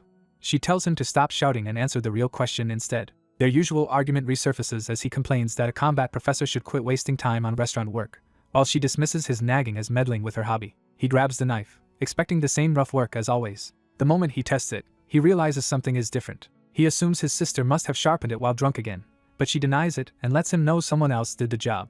When he asks who could have done it, she answers that it was a freshman. She makes it clear that a student who only entered this year produced this result. Outside, Sehun becomes the subject of sudden curiosity as word spreads about the unknown freshman. Helena explains that her grandmother was once a metallurgy professor before retiring and opening the hardware shop. Sehun asks whether there was some deeper reason behind that decision, but Helena knows nothing specific. Still, he notes that many professors have left metallurgy over the last decade, and with the department destined to become Babel's weakest, he decides this is not a coincidence to ignore. Helena eagerly asks what he thought of her enchantment, wanting praise more than any larger mystery. Sehun tells her fundamentals are strong, but also points out that her thinking is too narrow. He presses her on why she ignored a better method she had already imagined. Then he bluntly teaches her that ignorance can be fixed by learning, but knowing better and still refusing to act is a deeper flaw because a creator's imagination is itself a weapon. Helena is shaken because he has named a truth she had never been able to articulate. Seeing she is finally listening, Sehun decides to demonstrate rather than lecture further. He warns her that he has little time and tells her to pay close attention. He explains forging as placing the real stone beneath the water's surface, and he defines enchantment as shaping the image of that hidden stone above the water, making it something dreamlike by nature. Using the knife, he demonstrates a layered enchantment he calls Crimson Lotus. He follows it with White Radiance Flow, showing how a second current can be laid over the first. He explains that true enhancement need not sit on the surface of a weapon but can be embedded deep within it. If one layer is not enough, he says, then the answer is to divide the effect into multiple layers. He swings the knife to show how those hidden layers can be released in motion. The blade's force erupts outward, proving the concept in a single clean strike. The cut lands with far more reach and precision than the knife should have possessed. He explains that by following Crimson Lotus, killing intent can be made to descend along the flow instead of exploding all at once. Even he admits it is not yet a complete enchantment, but it is enough to open a new path. Helena is left stunned, realizing that true geniuses keep advancing even while hesitating. Her shock turns to excitement, and she begs to borrow the knife so she can study and recreate what he just did. She clings to him and promises to remake it properly, and return it if he will only let her keep it for a while. Sehun agrees and even offers her the remaining materials he used. Overjoyed, Helena practically confesses her devotion and gratitude before running off with the knife and supplies. Left behind, Sehun can only watch her disappear in a burst of enthusiasm. A system-like notice appears, telling him he has extracted a connection from Ray Claudel and formed a level 1 bond with the creator Lee Si-hoon, which makes him remark on how young the source is. With that done, he turns his attention to the next event, thinking that today he will finally witness one of the three hounds and the clash between a young mad dog and a demon god of extinction. Before he can go far, a black-haired girl appears behind him and asks what exactly he is doing. She bluntly says she has been following him, and he immediately doubts she would leave even if told to. She confirms that she will stay nearby no matter what, forcing him to give up on shaking her off. Resigned, he tells her to come along as a faint trace of white radiance still circles him. His ability then identifies two connected materials, including a high-grade catalyst tied to Ray Claudel and another contact stone tied to Inoue Erika. The scene shifts to the Marshall Hall, where the ranking match for Babel's new students is announced. A lively young professor named Lan Fong introduces herself as the host and hypes up the event. She calls for the competitors to be presented. The first spotlight falls on Arya Myers, the top senior of ActionToon's fourth year and heir to a family famous for producing S-rank heroes. Her reputation is piled even higher as a 3-year rank 1 champion of the Marshall Hall and an active A-rank hero. She is finally named outright as Arya Myers, the Holy Sword Master who conquered the Hero's Tower. The crowd erupts for her, while the first challenger is introduced as the one daring enough to face the champion. That challenger is Yeom Seonga, a rising spear prodigy from Korea and the current rank 10 of the Marshall Hall. Watching from the stands, Sehun recognizes that he has finally met the young mad dog he came to see. Yeom Seonga enters with open hostility, already radiating the ferocity that earned his name. The match begins with a storm of flaming spear arcs crashing toward Arya. Yeom presses the attack relentlessly, trying to overwhelm her with speed and heat. Arya meets the assault with effortless composure, smiling as she reads him. He escalates again, driving forward with even greater force. But frustration leaks through when he realizes she is still in control. He channels more power into the spear, determined to break through by brute force. Arya's expression barely changes, which only makes his aggression look more reckless. With a single poised motion, she turns his flaming momentum into a ring around herself and neutralizes it. Yeom launches one last descending strike, betting everything on a direct finish. From the stands, Sehun judges that the attack is poor even for someone so young and suspects Yeom was never properly supported as the inheritor of his spear art. He concludes that the real problem is not Yeom himself but the weapon and method he was given. Yeom suddenly abandons the spear and lunges barehanded, trying to salvage the exchange with raw instinct. Arya's sword stops just short of his throat before he can land anything. Faced with the undeniable gap between them, Yeom freezes. He lowers his head and admits defeat. Arya praises his effort with easy confidence as the sparring match is declared over. The arena announces Arya Myers as the winner. Lan Fong tries to move into post-match interviews, but Yeom has already left the arena before anyone can stop him. Arya laughs that facing rank 9 next would be tiring even for her, turning the interruption into a joke. The crowd eagerly accepts her offer to fill the time with a Q&A while Yeom walks off in a foul mood. Sehun notes with amusement that the brat is clearly furious. The black-haired girl asks whether he is really leaving without watching the rest, and he says yes because Arya does not interest him. As he goes, he dismisses her as irritating. Left behind, the girl wonders why he is so angry and reassures herself that at least he did not come to see her brother. Arya, however, notices the departing freshman and becomes intrigued by him. She turns away from the crowd with a private thought, clearly deciding he may matter after all. In her eye, Sehun's reflection lingers, and she begins to suspect there may indeed be someone worth watching. Outside near the martial arts hall, Yom sits alone in the park, trying to cool his rage after the loss. Sehun approaches him directly and opens by stating that Yom Seonga is still alive and well. He reflects that this man once died defeating the demon god of the Sea of Extinction and that, despite his rough nature, he had been one of the pillars of the Death Squad. Because Yom has not yet become the broken figure Sehun remembers, Sehun hopes he can obtain the bond stone more smoothly this time. Yom senses him and remarks that anyone who found him here must be skilled. The moment he recognizes Sehun as Borsippa's valedictorian, his tone turns openly hostile. Sehun is puzzled by the intensity of the reaction and says he only wanted to talk. Yom cuts him off and tells him to leave. When Sehun insists the conversation could help him, Yom interrupts with a blunt warning that he will say this only once. He hates weaklings. He adds that he despises people who cannot stand on their own and especially those who mistake petty tricks for equality with him, so Sehun should go back. Sehun answers with a single word that strikes home: blacksmith.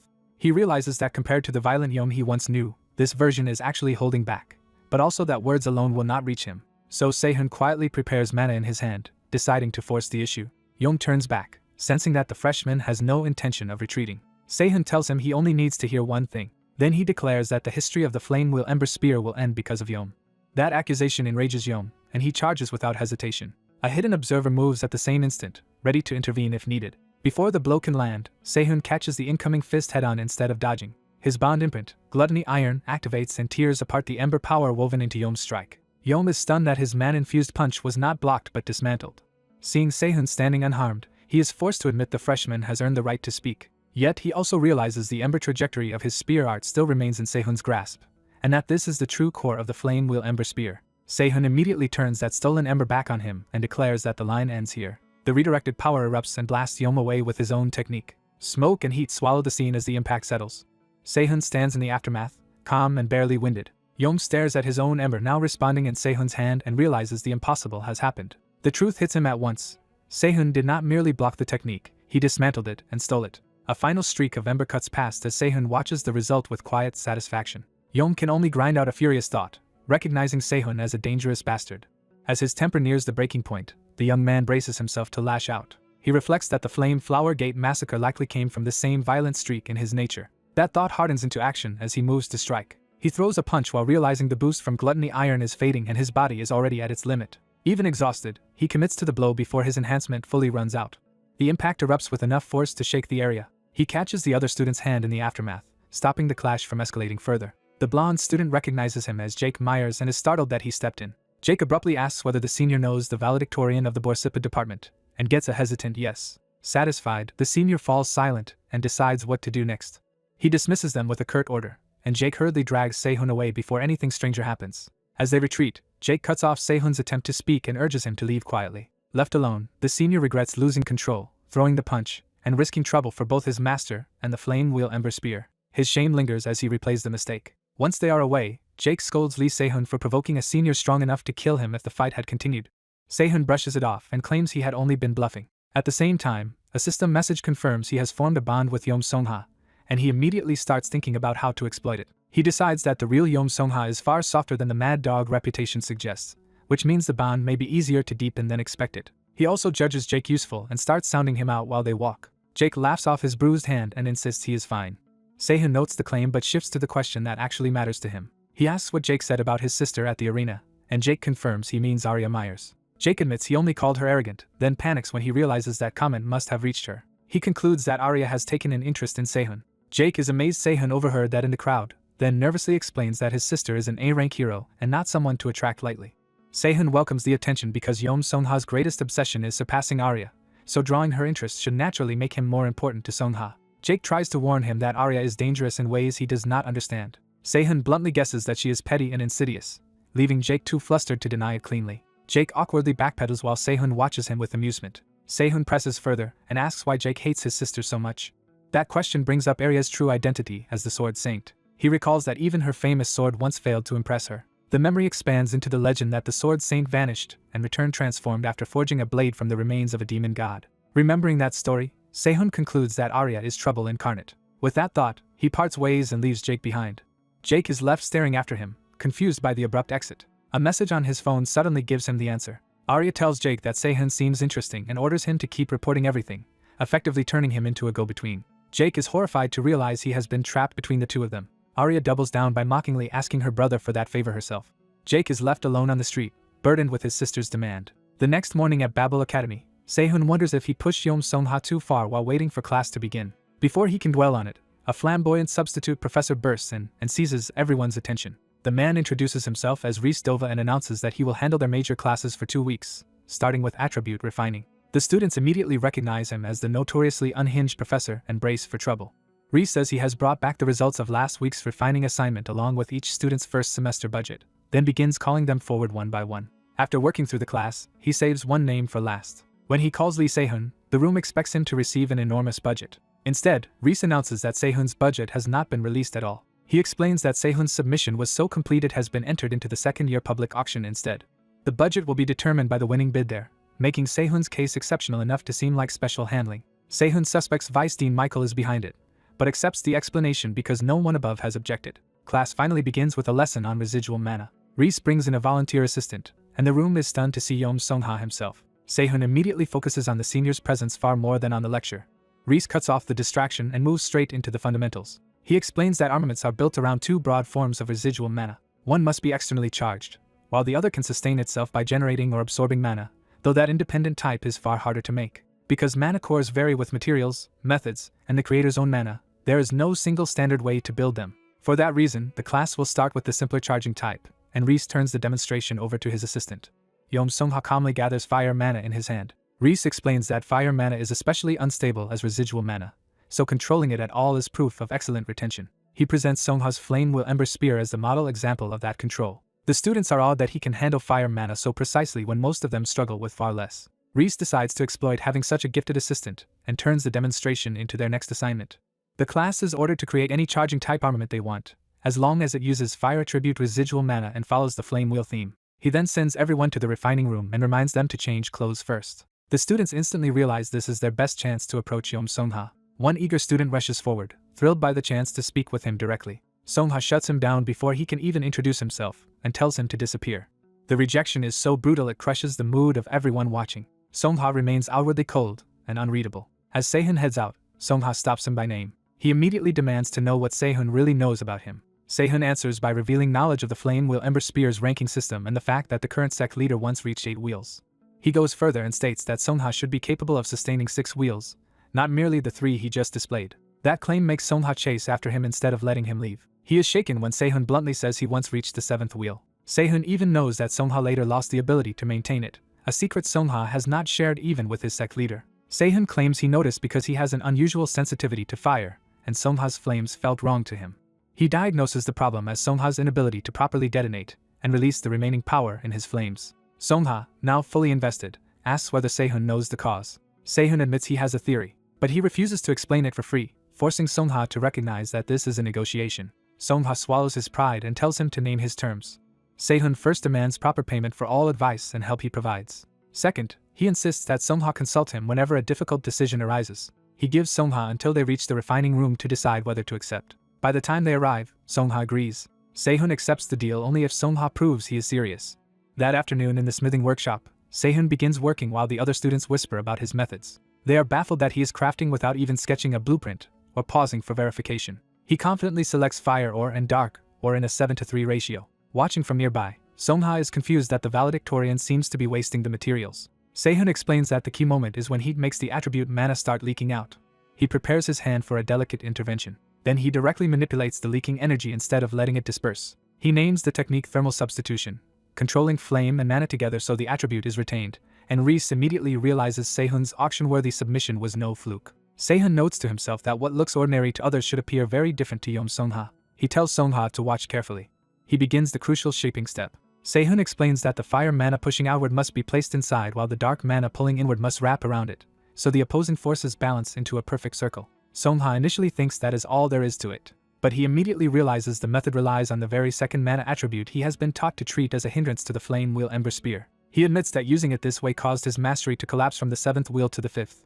Sehun demonstrates the result anyway, producing 5 black flame wheels and explaining that while Songhwa lacks the strength for 6, those 5 are already stronger than 7 ordinary flame wheels. Songhwa reveals that the Flame Flower Gate regularly tests its successors in the outside world. If a successor falls below the 6th wheel, they lose that status. And if he simply repeats the unstable method that once ruined him, it will not save him now. He adds that his dark mana has become too unruly to control directly. So he asks when the next instructor from the sect will arrive. When Songhwa says it will be tomorrow, Sehun realizes there is only one day to prevent his expulsion. He points at Songhwa and decides on the spot to intervene. He asks whether Songhwa could still act freely if his successor position were secured, and Songhwa answers yes without hesitation. That is enough for Sehun to commit himself. Using a bonded material that resonates with both fire and dark mana, he declares that the first step is to change Songhwa's weapon itself. He brings Songhwa into Akarkuf's private training room, a place reserved for the academy's elite, and Songhwa can only mutter at the display of status. Sehun accesses the room system and starts modifying the weapon settings. The weapon skin shifts to the style of the Flame Flower Gate, making Songhwa stare at the emblem of home. Sehun casually says his master sent him that design, pretending it means little while gauging Songhwa's reaction. Then he moves on and starts forging the actual training tools. He uses the bonded stone as the core material because its dual resonance matches Songhwa's internal mana. A pair of altered spears is completed for the new method. Songhwa is unsettled by the idea of handling 2 spears at once, but Sehun insists the paired setup suits 2 mana attributes far better than a single weapon. He instructs Songhwa to form a flame wheel with his left hand and release dark mana with his right. Songhwa accepts the instruction and focuses. He begins moving with the twin spears, trying to split his control between the 2 forces. A sudden interference in the flow makes him falter. Sehun explains that Songhwa unconsciously let dark mana leak into the hand meant only for the flame wheel. He clarifies that mixed attributes naturally interfere with each other, and Songhwa's problem is worse because he has spent years suppressing his dark mana instead of learning to wield it. If he can grow used to handling both at once, Sehun says, reaching the 6th wheel should come quickly, and he fastens a training bracelet onto Songhwa as part of the regimen. Songhwa recognizes that Sehun has given him something genuinely valuable. After 3 hours of relentless practice, Songhwa is still drilling the new method. He starts adapting his movements to the dual attribute style. Watching him improve, Sehun wonders whether this rapid progress comes from training methods inherited from his own future self, and decides to test just how capable that past self really was. He studies Songhwa's breathing, muscle movement, and shifting balance in minute detail. He also tracks the exact wavelength of mana circulating through Songhwa's body and leaving through the spear tip. When Songhwa catches him staring, Sehun brushes it off as data collection. He says he needs that data to forge the weapon Songhwa will eventually use. Then he downplays it as nothing more than a class assignment, and Songhwa scoffs at the idea that a first year could make anything worth expecting. Sehun lets the insult pass and asks a more personal question instead. He wants to know why Songhwa is so determined to cling to his successor position. After a long silence, Songhwa admits that his master wants him to become the sect leader. He explains that he simply follows that wish, and Sehun recalls that the man who raised him was not only his adoptive father but also the first sect leader and an S-class hero. That memory fixes the face of the man whose approval still rules Songhwa's life. Sehun realizes that even after losing his former power to injury, that master still holds absolute authority over Songhwa as both father and teacher. The insight deepens their connection, and Sehun notes the bond rising as he imagines the simple future Songhwa once wanted with his family. Songhwa, now openly suspicious, asks why Sehun is helping him at all. Sehun only answers with a knowing smile, keeping his real motive hidden. Beyond their immediate struggle, the story points toward the 6 great demon realms, lands swallowed by the swamp of pandemonium and overrun with demonic beasts. The protagonist declares that he intends to enter every demon realm, and to do that he needs protectors and the materials to arm them. He bluntly sizes up Songhwa as a likely future leader of the Flame Flower Gate with enough skill and money to be useful. When Songhwa calls him shamelessly transactional, the protagonist makes clear he has no reason to offer help for free. Songhwa realizes the offer is being framed as a deal in which any aid must be paid back. The protagonist names his price. Songhwa must become sect leader of the Flame Flower Gate. In return, Songhwa promises that if he gains that position, he will follow the protagonist into the 6 great demon realms. The protagonist raises the stakes further by demanding to be forged into a weapon, promising he will personally kill demon gods for Songhwa. Rather than recoil, the protagonist is pleased that the negotiation has landed. Songhwa produces a red resonant blackstone and asks one last time whether the protagonist will regret this bargain. The protagonist accepts without hesitation, forcing the bond to activate and tying Songhwa to his rise whether he likes it or not. Later, the scene shifts to the public training hall on Fladium's first floor. There, Flame Flower Gate instructor Gang Hyanon arrives with disciples and greets Songhwa as the young master. Gang explains that the accompanying disciples were chosen by the sect leader to watch a spar between him and Songhwa and broaden their horizons. He deliberately flatters Songhwa as the obvious standout beneath the next sect leader, baiting him in front of witnesses. Songhwa immediately shuts that down, warning him not to speak as if the succession has already been decided, and Gang retreats behind a fake apology. When Gang suggests proceeding with a routine skill assessment, Songhwa refuses. Instead, he shocks everyone by formally requesting promotion to the 7th wheel, provoking contempt from those who see him as a training fool reaching above his station. Behind the scenes, Gang is backed by orders to crush Songhwa decisively if he makes this challenge, with promises that any fallout will be covered. Gang tries to dissuade him by reminding him that 7th wheel promotion includes sparring an instructor and invoking the elder at the main gate. Songhwa cuts through the stalling and accuses Gang of fearing he might lose his instructor post, forcing the match to happen. Gang lays out the rules of a domain sparring match. The stronger flame wheel wins, and Songhwa only needs a victory or draw to be promoted. With the terms settled, the duel begins immediately. Gang mocks Songhwa's choice of dual short spears as crude and beneath him. Songhwa answers by unleashing his flames at once, catching Gang off guard with the speed and force of his opening. Gang scolds him for letting dark attribute mana mix into his flames, claiming such disorder cannot count as a proper flame wheel. Songhwa ignores the lecture and calmly insists the real answer will come when their powers collide. Gang retaliates with a sweeping spear technique, convinced Songhwa will regret provoking him. His flaming assault crashes down with enough force to shake the arena. Songhwa stands his ground inside the blaze instead of being overwhelmed. The clash erupts into a violent burst of fire and pressure. Gang suddenly senses something is wrong as the exchange stops behaving like an ordinary contest of flame wheels. To his horror, Songhwa's power does not merely resist his flame wheel but tears into it and devours it from within. Before Gang can recover, cracks race through his spear. The weapon shatters under the strain of the collision. Gang drops to his knees in the center of the arena, defeated and disarmed in front of his own disciples. Songhwa stands over him with both spears intact, throwing Gang's earlier insult back at him. With the promotion effectively won, the protagonist asks what this result means for Songhwa's future. Songhwa explains that becoming sect leader requires 2 things, and promotion alone is only the first step. First, one must reach the 8th wheel, and second, one must secure the consent of most of the instructors. He is confident he can win that consent through further sparring, though later matches will not be as easy as today's domain duel. When the protagonist notes how casually he says that, Songhwa points to today's result as proof that the path is already opening. The protagonist reminds him that every favor has a price and that Songhwa should start thinking about repayment now. Songhwa accepts the debt and asks what kind of payment the protagonist wants, offering money or materials within his means. The protagonist immediately adds that he already has another commission in mind. Songhwa studies the newly made spears and judges them impressive, especially considering they were produced in only a few hours from a borrowed class assignment. That performance makes him curious about what the protagonist could create with proper time and purpose. The protagonist asks for a more practical weapon, while Songhwa nearly pokes him with a spear in his eagerness. Their transaction deepens the system bond, raising Songhwa's bond level and confirming that completed deals strengthen their relationship. The story then moves to the Academy auction house, where a large crowd has gathered. An announcer opens the refining department's 2nd-year regular auction.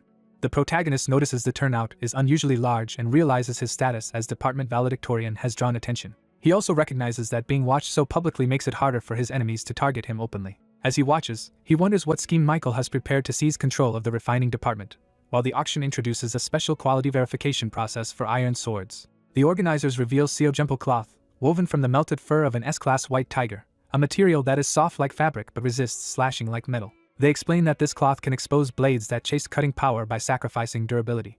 A demonstration sword is struck against the cloth and breaks apart on contact. The announcer makes the point explicit. The cloth will be used to weed out defective swords during the auction. The first featured item is Joseph's blue horn sword. The protagonist and Erica immediately recognize that the organizers came prepared for a trap and ask why this test matters so much. He explains that the white tiger's fur copies the sharpness of any metal weapon that touches it, so even a good blade loses durability against it.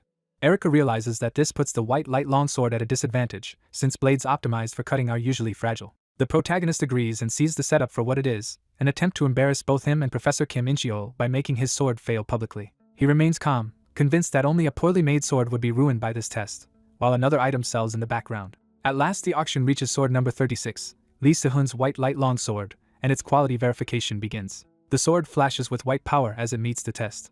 Instead of breaking, the blade begins to react in a way no one expected. The tester recoils as the sword remains whole and active after the strike. He realizes something extraordinary just happened but cannot yet understand it. The longsword hums with a strange white resonance that leaves the audience baffled. Seeing the confusion, the protagonist rises from his seat to intervene.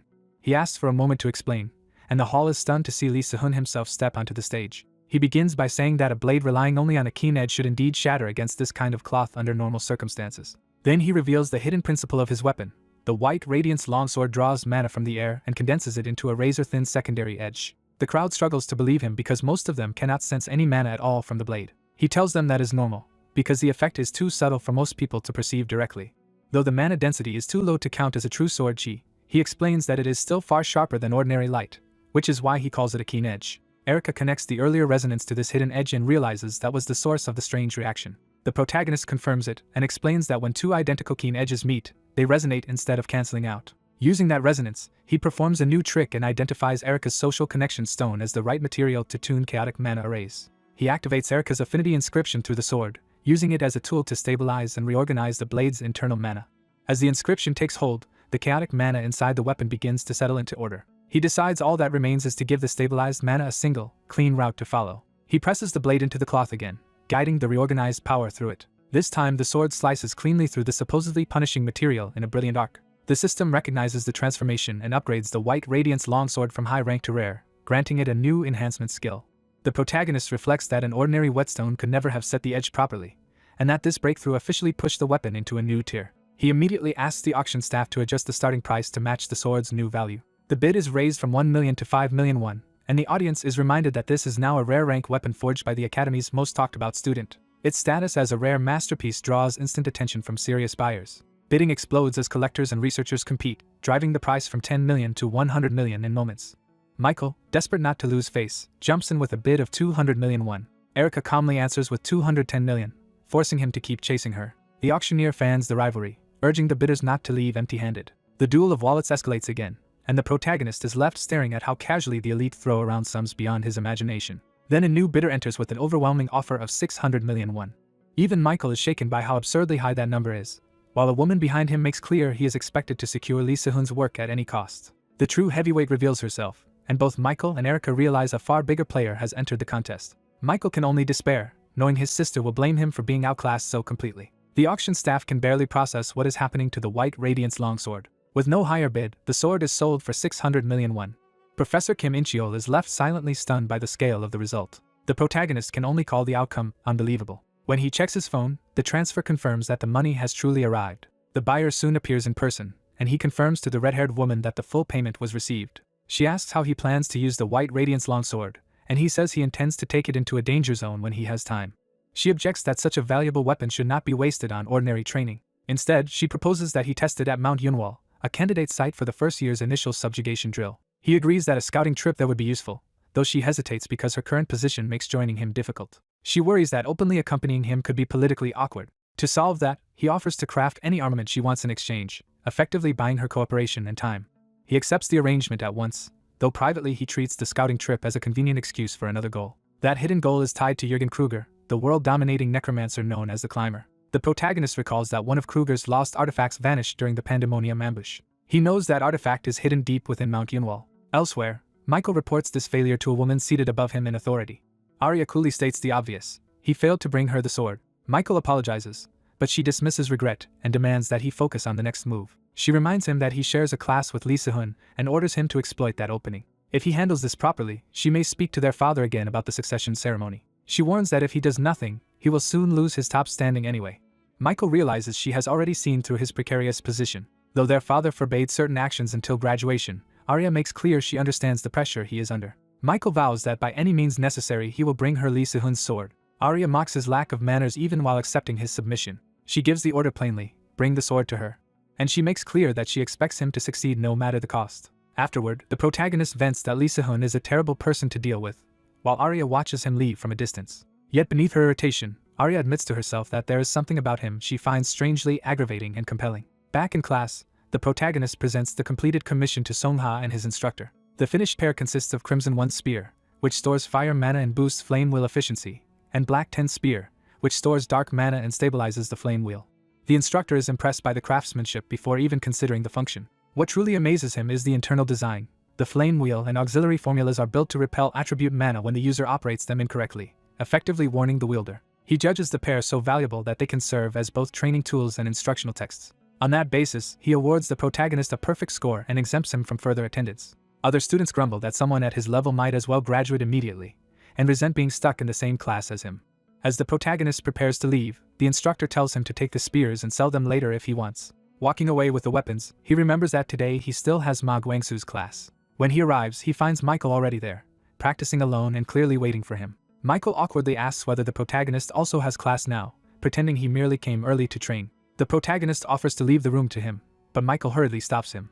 Michael forces a smile and asks for a favor before the protagonist can walk away. The protagonist rejects the request immediately, refusing even to entertain it. He bluntly states that Michael was obviously sent by his sister to obtain a weapon, and that he has no intention of helping. Michael realizes he cannot let Arya lose interest in him the way another woman already has, because his current skills are too poor to impress her on their own. Desperate, he changes tactics and offers something else instead.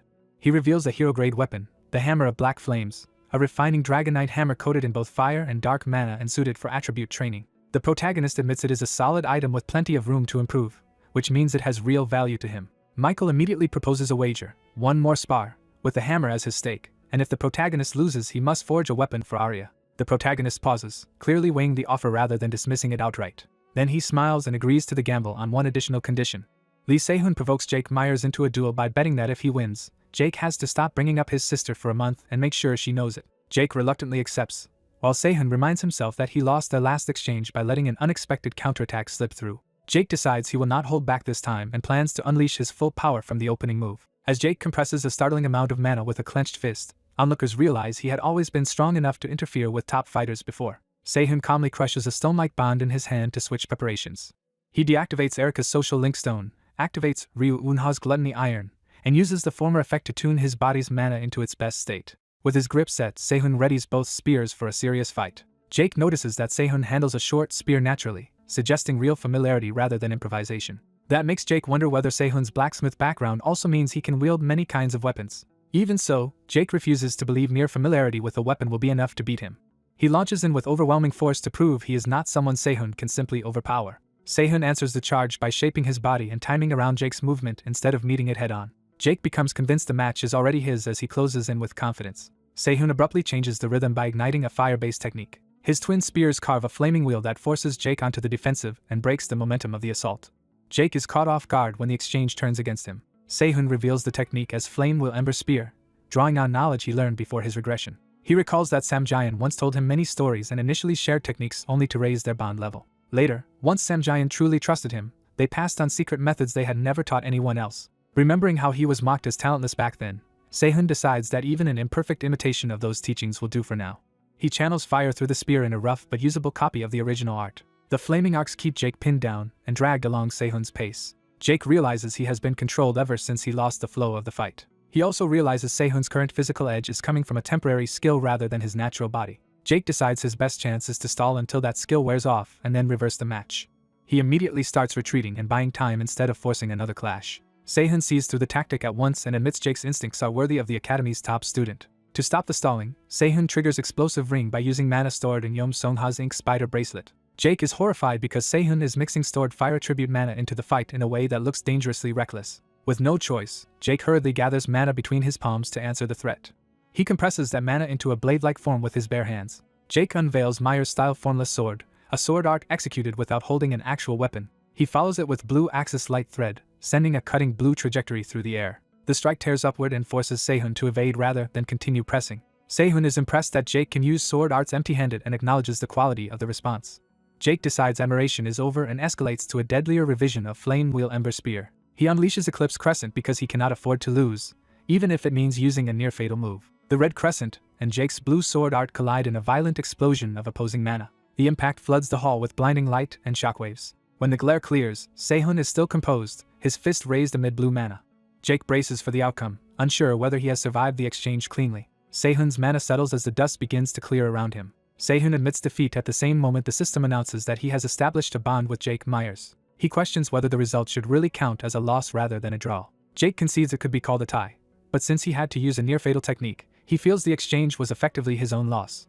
That frustration makes Jake reveal his deeper problem. He wishes he could use a real sword. When Se-hun asks why he cannot, Jake explains that any sword he holds breaks too easily. He has even shattered a hero-grade blade before, which leaves Se-hun puzzled. Se-hun suddenly thinks he understands the cause and asks Jake to hold out his right hand. He tells Jake to relax his hand and keep his mana perfectly still so he will not get hurt. Jake grows alarmed when Se-hun raises a hammer over that hand without explaining himself. Se-hun strikes Jake's palm directly with the hammer. From the reaction, Se-hun confirms his suspicion. He concludes that Jake's mana changes the material itself rather than merely reinforcing it, which explains why swords fail in his grip. Jake demands an explanation for the bizarre test. Se-hun bluntly asks whether Jake wants him to make a sword. The system extracts Jake's bond and produces Jake Myers' Compression Stone, a superior ore that endlessly compresses absorbed mana until it exceeds its durability and breaks. Sehun promises he can forge Jake a sword that Jake himself will not be able to break. Before they can continue, Sehun senses a new presence approaching. A new bond forms with Ma Guangsu as the stern instructor enters the hall. Ma Guangsu dismisses Jake and summons Sehun for a private talk. Jake is left outside, confused but obedient. Alone with Sehun, Ma Guangsu points out the contradiction between Sehun's old blacksmith identity and his current mastery as a spearman. He warns Sehun to answer carefully so there is no misunderstanding. Sehun deflects with dry humor, pretending the real issue is simply that his stance looked too perfect. To demonstrate, he shows a cheap trick rather than a hidden lineage. He explains that his skill works by adjusting his muscles to imitate another person's body. The effect vanishes once the skill ends, proving it is temporary mimicry rather than a permanent transformation. Ma Guangsu asks what limits this ability has. He weighs the implications of a power based on observation and imitation. After hearing the explanation, Ma Guangsu apologizes for suspecting Sehun and admits he overreacted because a demon with a similar ability exists. He identifies that demon as one of the 10 evils of the Pandemonium, the doppelganger, a killer who copies martial arts and uses them to erase heroic legacies. Ma Guangsu's hatred runs especially deep because of a past encounter with that monster. Sehun realizes their new bond likely formed because that old grudge made Ma Guangsu immediately sensitive to his skill. He concludes that the instructor either suspected him of being the doppelganger or decided he could be useful in hunting it. Since either way Ma Guangsu judged him worth keeping close, Sehun accepts the situation. Ma Guangsu relaxes and says he would have reacted the same way in Sehun's place. He laughs that modern heroes are too ignorant about demons to recognize such dangers quickly. Then he says Sehun's talent is so exceptional that it may force him to rethink how he teaches. As Sehun listens, he wonders how someone who claims to come from a poor background can speak as if valedictorian status at a car cuff is easily within reach. Ma Guangsu studies him with growing curiosity. By the time Sehun leaves, the instructor has already decided the boy will be interesting to investigate further. Later, Sehun calls Yom Songha to ask whether she has chosen what she wants in return for his help. She says she feels uneasy staying indebted to him, and Sehun remarks that she must be exhausting to deal with. After a pause, he asks whether she knows a Babel mage named Louise Valent. Yom Songha says she does not, but agrees to quietly find out where Louise is and what she is doing. When she questions whether he even has the connections to ask for that, she reminds him how powerless he is within the Flame Flower Gate. Sehun lets the jab pass in silence. Yom Songha insists she has other channels and tells him to trust her and wait, leaving Sehun to reflect that her people's skills are a mess too. Sehun recalls Louise Valent as the explosive dog, a figure who was obscure in the past but destined to become a dangerous time bomb. He remembers hearing that her personality only turned vicious after her injury, which means reaching her before that point might change everything. His thoughts are interrupted when Yom Songha reports that Louise has already been found. The information reveals Louise as the second-year salutatorian of the Elemental Department, and once a highly promising cadet. Half a year earlier, her wand exploded during a spar, permanently damaging her mana circuit and forcing her onto medical leave. That confirms to Sehun that he has arrived at exactly the right moment to intervene. Yom Songha adds that Louise is undergoing rehabilitation at UR's General Hospital with no sign of improvement, and sends the full details. Jake suddenly reappears before Sehun can leave. He says he still wants to talk about the promised sword, but Sehun cuts him off. Instead, Sehun shows him the report on Louise's accident and asks whether he knows the 2 students tied to it. Jake recognizes that Gotz Kruger and Pierre Barmet are related by marriage and both belong to the Noblesse network. Sehun offers a deal. If Jake investigates them for him, he will forge the sword within a week. Jake eagerly agrees to do anything if Sehun can really deliver. Sehun's first request is absurdly simple and brutal. Jake must break his arm. He specifies that it should be done as cleanly as possible. The story shifts to UR's General Hospital, where Louise is being treated. Doctors and staff watch tensely as another rehabilitation attempt begins. Louise steadies herself and tries to suppress her fear before starting. She forces herself into the exercise again, determined to prove she can still use magic. She casts Lava Bullet despite her damaged condition. The spell immediately backfires into her body instead of flowing outward. Louise collapses in pain as the attempt fails again. The staff confirm mana backflow and begin emergency mana freeze procedures. The failure triggers traumatic memories of the day her wand exploded during that disastrous spar. The supervising doctor halts the experiment and orders neutralizers and tranquilizers at once. Louise insists she is fine and begs for only a short break so the experiment can continue. The doctor refuses, ends the session, and cuts her rehabilitation attempts down to 50 a day. To Louise, being reduced to beginner-level magic is a humiliation she can barely accept. She tries to protest and keep going anyway. Even while being restrained, she desperately insists she can still do it if given one more chance. The staff warn her to stop drawing out mana, but she keeps shouting that she can succeed. Her desperation turns violent as she lashes out in denial. A tranquilizer finally drops her before she can hurt herself or anyone else. The room falls quiet except for the open window and the fading aftermath of the struggle. When Louise wakes later, her fury has cooled into a flat, exhausted stare. Alone in bed, she bitterly curses herself for ruining her chance in a moment of panic. She admits she was too desperate and acted like an idiot. Instead of wallowing, she decides she needs another path if rehabilitation will not restore her. She thinks she should calm herself with exercise or meditation before trying anything else. As she gets up, someone crashes into her. Annoyed and nursing a bloody nose, she curses the careless stranger. The stranger is Sehun, now dressed like a patient, staring at her with open interest. At that moment, an air raid alert blares through the building, ordering everyone to evacuate. The alarm reminds Sehun of the catastrophic attack from his previous life. He remembers that he nearly died in that disaster. He also remembers vowing never to deal with the people behind that attack again. Outside, a masked woman floats above the city amid smoke and destruction, signaling the scale of the threat. Her presence confirms that the attack is already underway. Sehun wonders whether this woman is the mastermind and judges her to be at least A-class. Then he notices Louise beside him in the present, and realizes the timing of their meeting is no coincidence. Louise, still masked in his memory and sharp-eyed in reality, snaps at him for staring. Back in the hospital corridor, she repeats the demand, confused by his silence. Still angry from the collision, she insults him and says the least he could do is apologize. But the moment stretches as she senses something strange in his reaction. Her body gives out, and she drops to one knee before she can keep posturing. Sehun tells her that if she is sick, she should stop wandering and lie down quietly. He offers to help her back to her room or call a nurse if she prefers. Louise refuses because being caught outside her room would ruin whatever she is trying to do, and she bitterly thinks that in her healthy days a man like him would have been nothing. Even so, she has no choice but to lean on him. Once she is seated again, Sehun asks what she needs. Louise directs him to the top drawer, where a black case is hidden.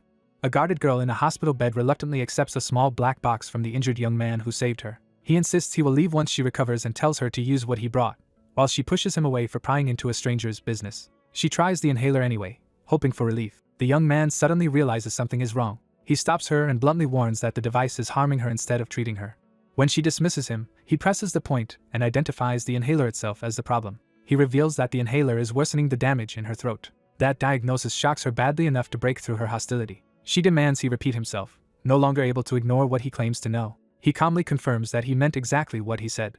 Before the confrontation can go further, a hospital announcement summons Cadet Lee Sehun to the nursing station. He prepares to leave, and she realizes the summoned cadet is him. After confirming his name, he warns her one last time that using the inhaler could leave her magically crippled. She rejects both his warning and his status, lashing out at him as a lowly blacksmith and ordering him out. He leaves without arguing further. Alone again, she curses the blacksmith she despises, but his words clearly linger. On his way out, Sehun receives a system notice that he has successfully formed a bond with Louise Valent. The unexpected bond startles him, but he keeps his composure in front of the doctor. The doctor assures him his broken arm will heal quickly and that his muscles and mana circuits were not damaged. Even so, the doctor orders him to remain in Ascus for another week, which Sehun accepts as useful time. He decides to use that week to get closer to Louise and reduce the damage to her mana circuits. More urgently, he resolves to deal with the dangerous inhaler he now calls the mana eroder. He asks the doctor about Louise and learns she is one of the doctor's current patients. Sehun reports that she nearly collapsed while trying to use magic and frames it as a serious medical risk. Although she asked him to keep quiet, he chooses to tell the doctor anyway because the danger outweighs her wishes. The doctor accepts the report and dismisses him, while Sehun privately notes that this is exactly what he wanted. The next morning, the hospital room is quiet again. Sehun places a call to Jake to investigate Louise's past. Once Jake answers, Sehun immediately asks for the information he requested. Jake says the old incident around Louise looks suspicious and begins by bringing up Babel's Ivory Tower. He explains that the Ivory Tower is UR's powerful scholarship foundation, independent from Babel but deeply influential over cadets. Jake adds that Gitz Kruger had been aiming for an Ivory Tower scholarship when the incident happened. Louise had been considered his strongest rival for that scholarship. Right before the deciding sparring match, the weapon supplied to Louise exploded, and Gitz ended up taking the scholarship, while his family and the Barmet family benefited from their ties. From the pattern, Sehun concludes that Gitz and Pierre Barmet likely worked together to target Louise, and he starts wondering how the inhaler fits into it. Jake asks whether anything else about Louise's situation seemed strange. He mentions that Professor Charles from the Elemental Department personally stepped in to help Louise after her severe injuries and has continued supporting her ever since. That sounds benevolent on the surface, but Sehun feels there is something off about it. As he tries to end the call, Jake hurriedly asks a favor on behalf of worried acquaintances. Jake begs him to reassure Yom Songha and Erica that he is fine, since they have been taking their worry out on him. Sehun sends a brief warning to Songha not to go near Jake, clearly unconvinced by her obedient reply. He realizes he does not even have Erica's number. Deciding Erica is less likely to cause trouble, he postpones contacting her and heads to Louise's room instead. At her door, he introduces himself as the person who helped her the day before. She answers by yanking him inside before he can finish. Louise slams him against the wall in a burst of pent-up anger. She recognizes him instantly, and can barely contain her fury. Her outburst is so violent it seems to shake the whole building. She demands to know why he is acting offended when his meddling has ruined her life. She reveals that after his report, the doctor halted her rehabilitation experiment, and ordered 2 weeks of total rest with the treatment reset to the beginning. To her, that means half a year of painful effort has been thrown away because of him. When he asks about the inhaler, she snaps that she never used it again after hearing his warning, but blames some unknown man for putting her in this position at all. His promise that he can fix her mana burns catches her off guard despite herself. She immediately counters that mana burns are considered incurable, beyond even the greatest experts for now. Still, curiosity wins out, and she challenges him to explain himself. He accepts and begins laying out what he knows. He first asks where she got the inhaler, and she admits a professor she knows gave it to her. Sehun names the device the mana eroder and makes clear he sees it as something deliberately dangerous. Louise, unfamiliar with that name, demands an explanation. He compares her condition to a circuit whose damaged section has been forced to handle far more power than it was built for. The analogy immediately unsettles her because it matches her symptoms too well. He pinpoints the damage to the mana circuits in her neck and explains that only that section has been dangerously altered. The resulting conflict causes overloads until the damaged circuits can no longer handle mana at all. The possibility of losing magic completely horrifies her. She remembers being told the inhaler would help her wound, and the betrayal becomes painfully clear. In her memory, she had gratefully accepted help from an older mentor figure. That man had addressed her gently and personally, earning her trust. He promised she could overcome her mana burns if she endured the pain and refused to give up. Back then, she chose to believe him. Now she realizes she had been manipulated. The realization hardens into a vow to make the man responsible pay. Sehun approves of the anger because it means she has finally stopped acting defeated, though he admits he cannot directly repair her damaged circuits. What he can do, he says, is recalibrate how she uses mana so she can cast magic again. Louise immediately asks what he wants in return, refusing to believe anyone would help her for free. He claims his request is simple. He wants her help exploring the 6 great demon realms in the future. He gives her a stark choice between trusting him to change her future or surrendering to her current fate. She thinks it over instead of rejecting him outright. At last she offers her hand and agrees, warning him not to betray his word. He shakes on it and teases her, and the hostility between them shifts into a rough partnership. He immediately produces a bag and announces the first day's training tools. Louise is baffled to discover the tools are just cherries. Sehun starts by asking what kind of mana hurts her when it passes through the damaged circuits in her neck. He explains that ordinary ambient mana causes no pain, but refined mana used for actual spellcasting does. His solution is bizarre but direct. She must learn to refine mana with her tongue instead of forcing it through the ruined circuits in her throat. Louise is stunned by how absurd the idea sounds. He admits it would be impossible for most people, but he insists she is the exception who can make it work. He reveals that in the future she became famous as Explosive Dog by using this very method. That future reputation convinces her just enough to hear him out and ask what to do first. He begins by training the mana circuits inside her mouth. To demonstrate, he shows her the simplest basic form. He explains that she must delicately manipulate the circuits on her tongue and even use her teeth to assist at first, which makes her suspect he is a genius or a lunatic. As he keeps elaborating on strange mouth-based techniques, she leans harder toward lunatic. Her patience finally snaps and she screams at him for making her do insane things. He turns even that into training, telling her to shout while infusing mana and emotion. The next exercise is even stranger, forcing her to pronounce 2 difficult sentences at once until hospital staff start noticing. He keeps pushing the same simultaneous pronunciation drill while she threatens him through clenched teeth. A week later, Louise proudly announces that she has finally succeeded. Sehun praises her progress, and she boasts that this level of training was never going to stop her. He privately notes how quickly she adapts, likely because the method was originally hers, just as she erupts in frustration that none of this seems connected to actual mana control. She complains that all she has improved is her voice and pronunciation. After venting, she sheepishly apologizes for yelling and admits she felt everything had been pointless. Sehun simply tells her to continue, because the real lesson is only now beginning. He explains that the training has been preparing her to refine the mana used for incantation magic. When she reacts in surprise, he tells her to watch carefully and demonstrates. He teaches that incantation magic requires a minimum mana core and a strong will to manifest it. He calls that decisive inner picture the mental image. The clearer the image, the stronger the spell. Using only words and will, he forms a sphere of magic in the room. He then reshapes it into a form better suited for firing. The spell transforms and gains elemental infusion. He pushes it further by increasing its speed and penetrating power. With a final command, he accelerates the projectile. The blast tears through the room and out the window while Louise ducks in shock. Outside, the spell detonates in the sky. Only then does Sehun realize he got carried away and shattered the hospital window. He hurriedly apologizes and promises to pay for the damage. When Louise just stares, he awkwardly asks if she is angry. Instead of anger, she immediately recreates the sphere after seeing it only once. Sehun is genuinely impressed by how perfectly she copies the technique on her first try. Though her version is smaller, she instinctively uses it to rebuild the broken window, proving her control is already exceptional. Sehun reminds her that magic can ignore the ordinary laws of the world. He adds that a word backed by a strong mental image can even overturn the usual laws of magic itself. Overwhelmed by finally touching magic again, Louise refuses to cry yet because her revenge still matters more. She fixes her hatred on the 3 people she believes destroyed her life, and vows not to break until she tears out the throat of the one who ruined hers. Seeing that resolve, Sehun decides she is ready for the next stage of his plan. When she asks what that means, he shows her on his phone. He has already registered her for trauma recovery in the most direct way possible. That recovery begins at the Ivory Tower mock training ground. There, a skeleton he summoned is overwhelming several cadets, causing chaos and drawing attention.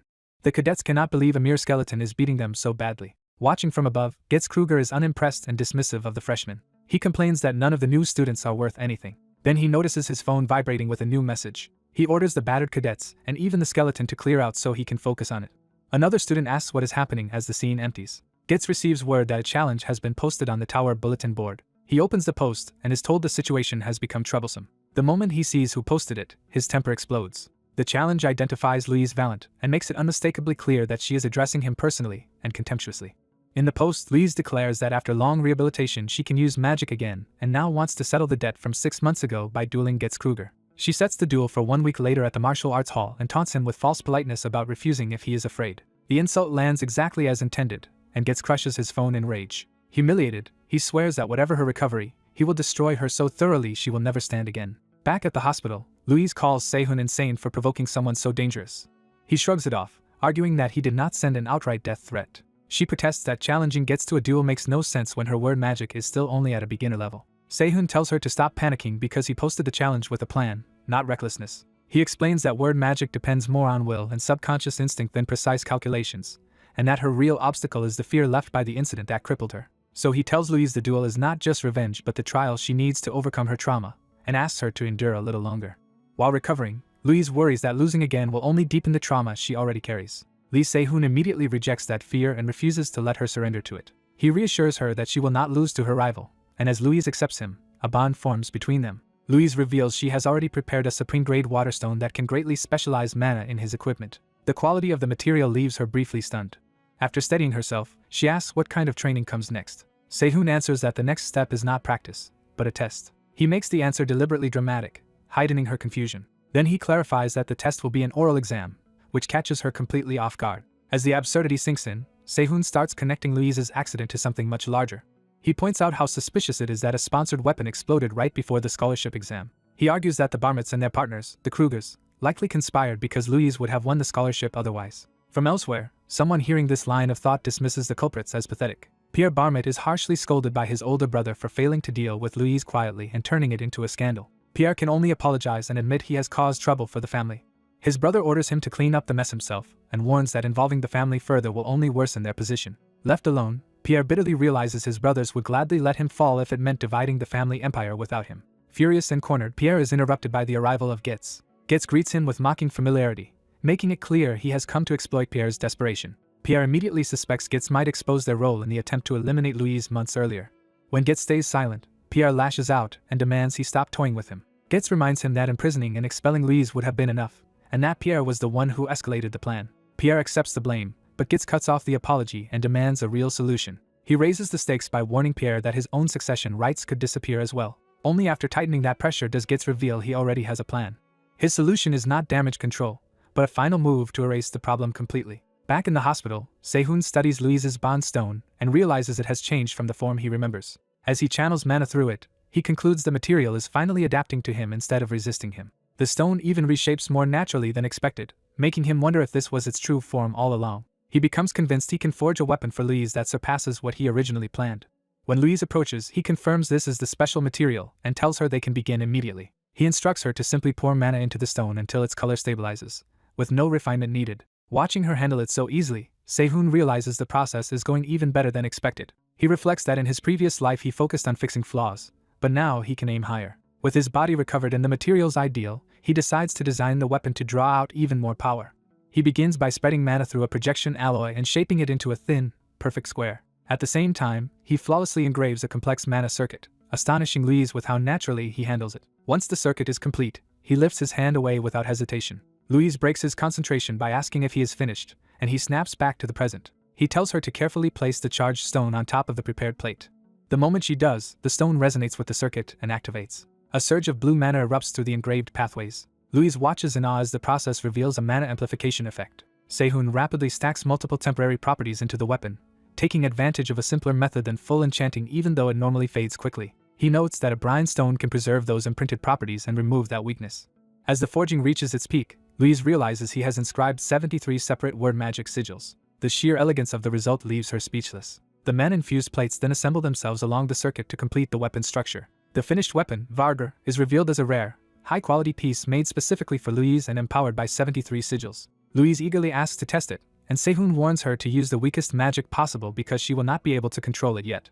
A doctor passes nearby just as the two prepare to try the weapon indoors. Louise's supposedly weak test blast detonates with enough force to wreck the room and send the doctor diving for cover. The doctor stares at the destroyed room in disbelief while Sehun and Louise emerge looking guilty. Louise awkwardly apologizes, while Sehun silently reminds her that even this was her holding back. A week later, at the hall where the exam will be held, students discuss whether Louise will even appear after being deliberately baited. They assume she is still too injured and weak to use magic, and start treating her absence as likely. Sehun remembers Louise telling him to stay away because his presence distracts her, but he still wants to encourage her before the exam. Before he can focus on that, he hears a strange sound that no one else seems to notice. As the sound grows louder, he realizes he may be the only one perceiving it. The resonance reminds him of the mana corruptor incident, and he immediately fears Louise is being targeted again. Following the sound, he traces it to a storage room near Louise's waiting area. He bursts the door open without hesitation. Inside, he spots the source and knows he has found what he was sensing. A mocking voice calls his obsession a pointless dream, pulling him into a familiar nightmare. Sehun recognizes the voice at once. The figure that appears is the red-haired woman he once called Master. She ridicules him for still clinging to the childish fantasy of turning back time with a worthless dagger. Even while mocking him, she admits she cannot completely prove such a reversal is impossible. She addresses him as her disciple and prepares to crush his resolve again. Her lesson is that dreams are a poisoned chalice, sweet while they last and empty once reality returns. She presses that cruelty further, insisting he has already failed and must face that truth. The illusion urges him to stop resisting and simply accept death. Sehun finally answers, saying there is one fatal flaw in the act. He declares that his real master would never waste so many words just to tell him to die. With that realization, he strikes the illusion head-on. The false master shatters like glass under the blow. Behind the broken illusion, the real target is exposed as a damaged device crackling with green energy. Sehun lifts the device with cold anger and condemns whoever dared imitate his master.